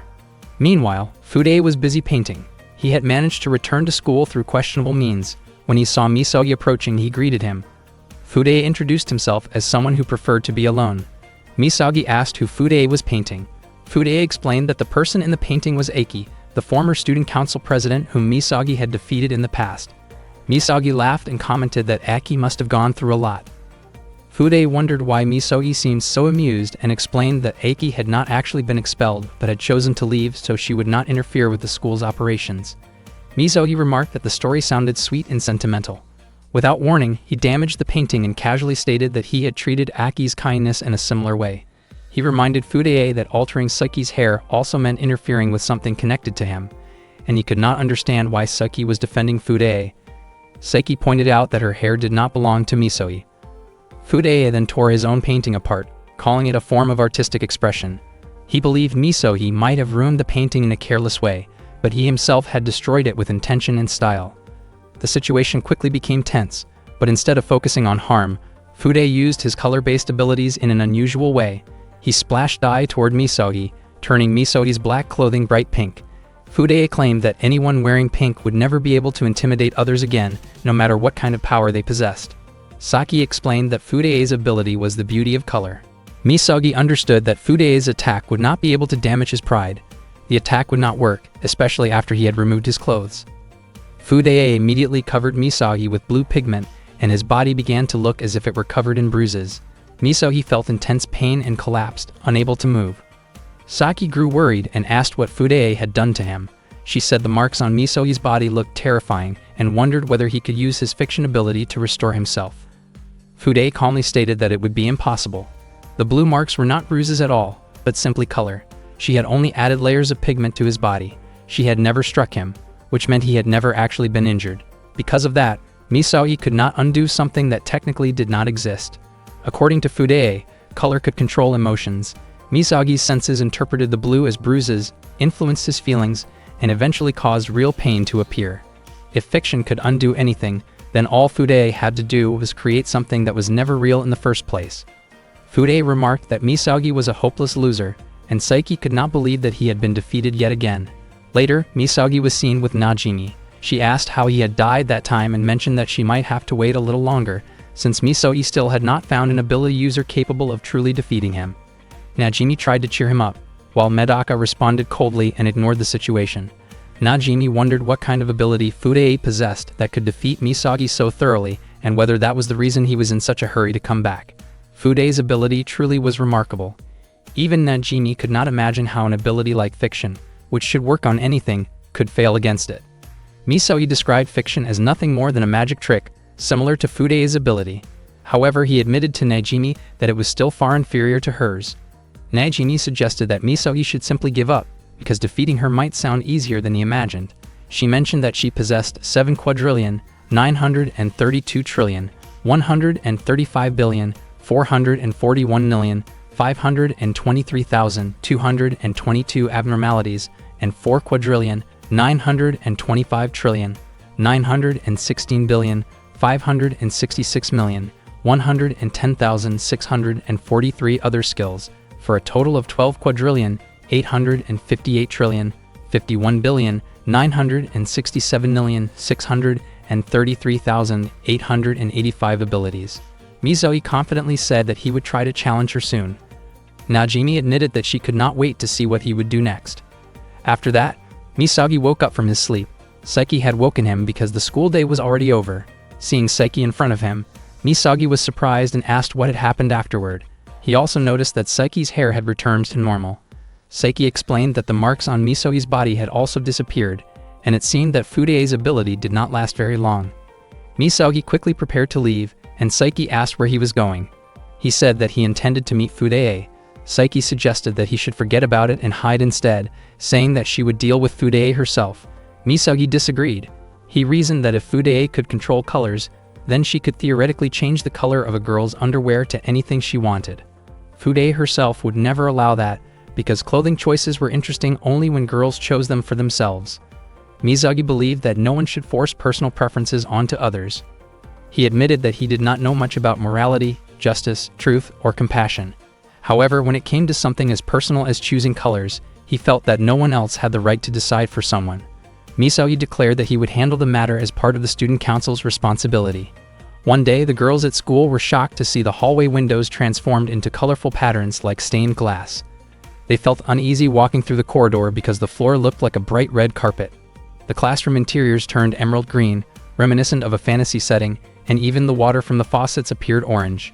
Meanwhile, Saki walked through the hallway with Misagi. She said they needed to find the person responsible as soon as possible. Misagi stated that Fudea had lied about the decorations, and he would not let it go. Saiki replied that Fudea had not lied about Aiki not chasing her away, and it seemed that Fudea had left because she hated Susu Academy. Misagi wondered aloud whether Saiki meant that Fudea had fallen in love with Aiki and questioned why Fudea had torn the painting. Saiki found it strange that Misagi was asking about that, and thought he should show a little sympathy for Fudea. Misagi made it clear that he could not sympathize with Fudea at all, and he added that Saiki should not come with him. He questioned why Saiki seemed to take Fudea's side, and whether someone who had feelings for Aiki would really be a good choice for student council president. Saiki simply laughed in response to Misagi's comment. Meanwhile, Fudea was painting while thinking about what Aiki had said earlier. Aiki had explained that their abilities were fundamentally incompatible. She controlled oxygen, a colorless and invisible gas, while he controlled color itself. Because of that difference, one of them had to leave. Fudea chose to step away because he believed Soisu Academy needed to be guided by the beauty of Aki's colors.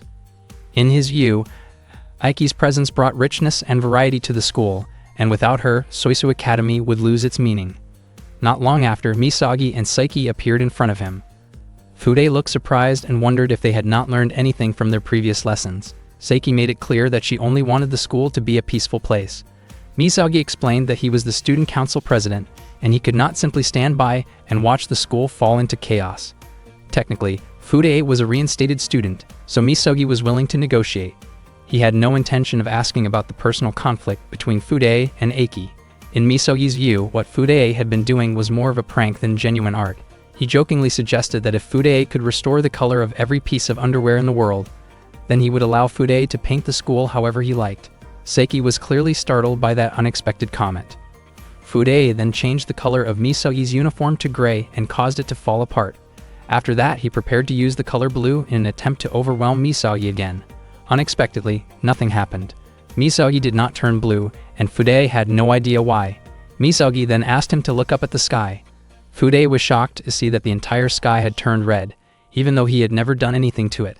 Misagi calmly explained that the color blue no longer existed. Fudea struggled to understand what Misagi meant. Misagi admitted that he had erased every trace of blue from the world. There was no blue sky, no blue ocean, and no one left who could even perceive the color blue. Fudea was stunned that Misagi would go so far just to protect himself.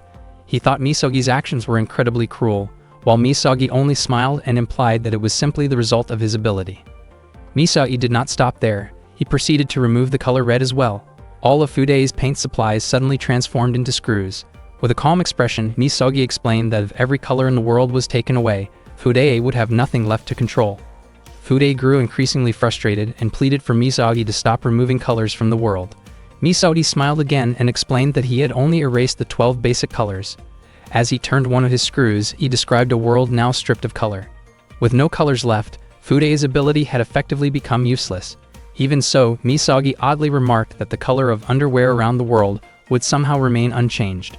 He added that, despite removing all colors, he still felt that he had not surpassed Najimi. Fude did not even recognize the name Najimi, which only added to his confusion. He became upset that Misagi would go to such extreme lengths just to compete with someone else. Overcome with emotion, Fude rushed toward Misagi, shouting that a world without color had no meaning. Suddenly, his movement was stopped when he was caught by the screws Misagi had placed earlier. Misagi then reflected that, in his view, color had no real meaning because people were born without purpose, lived without clear reason, and eventually faded away. In a world that felt meaningless to him, life itself seemed to lack direction. With no red left in the world, there was no sense of harm or injury, and Fude would remain unharmed. Saki commented that Misagi had finally written something on the chalkboard. Misagi explained that everything in the world had become white, causing the chalk to blend into the background until it slowly faded and disappeared.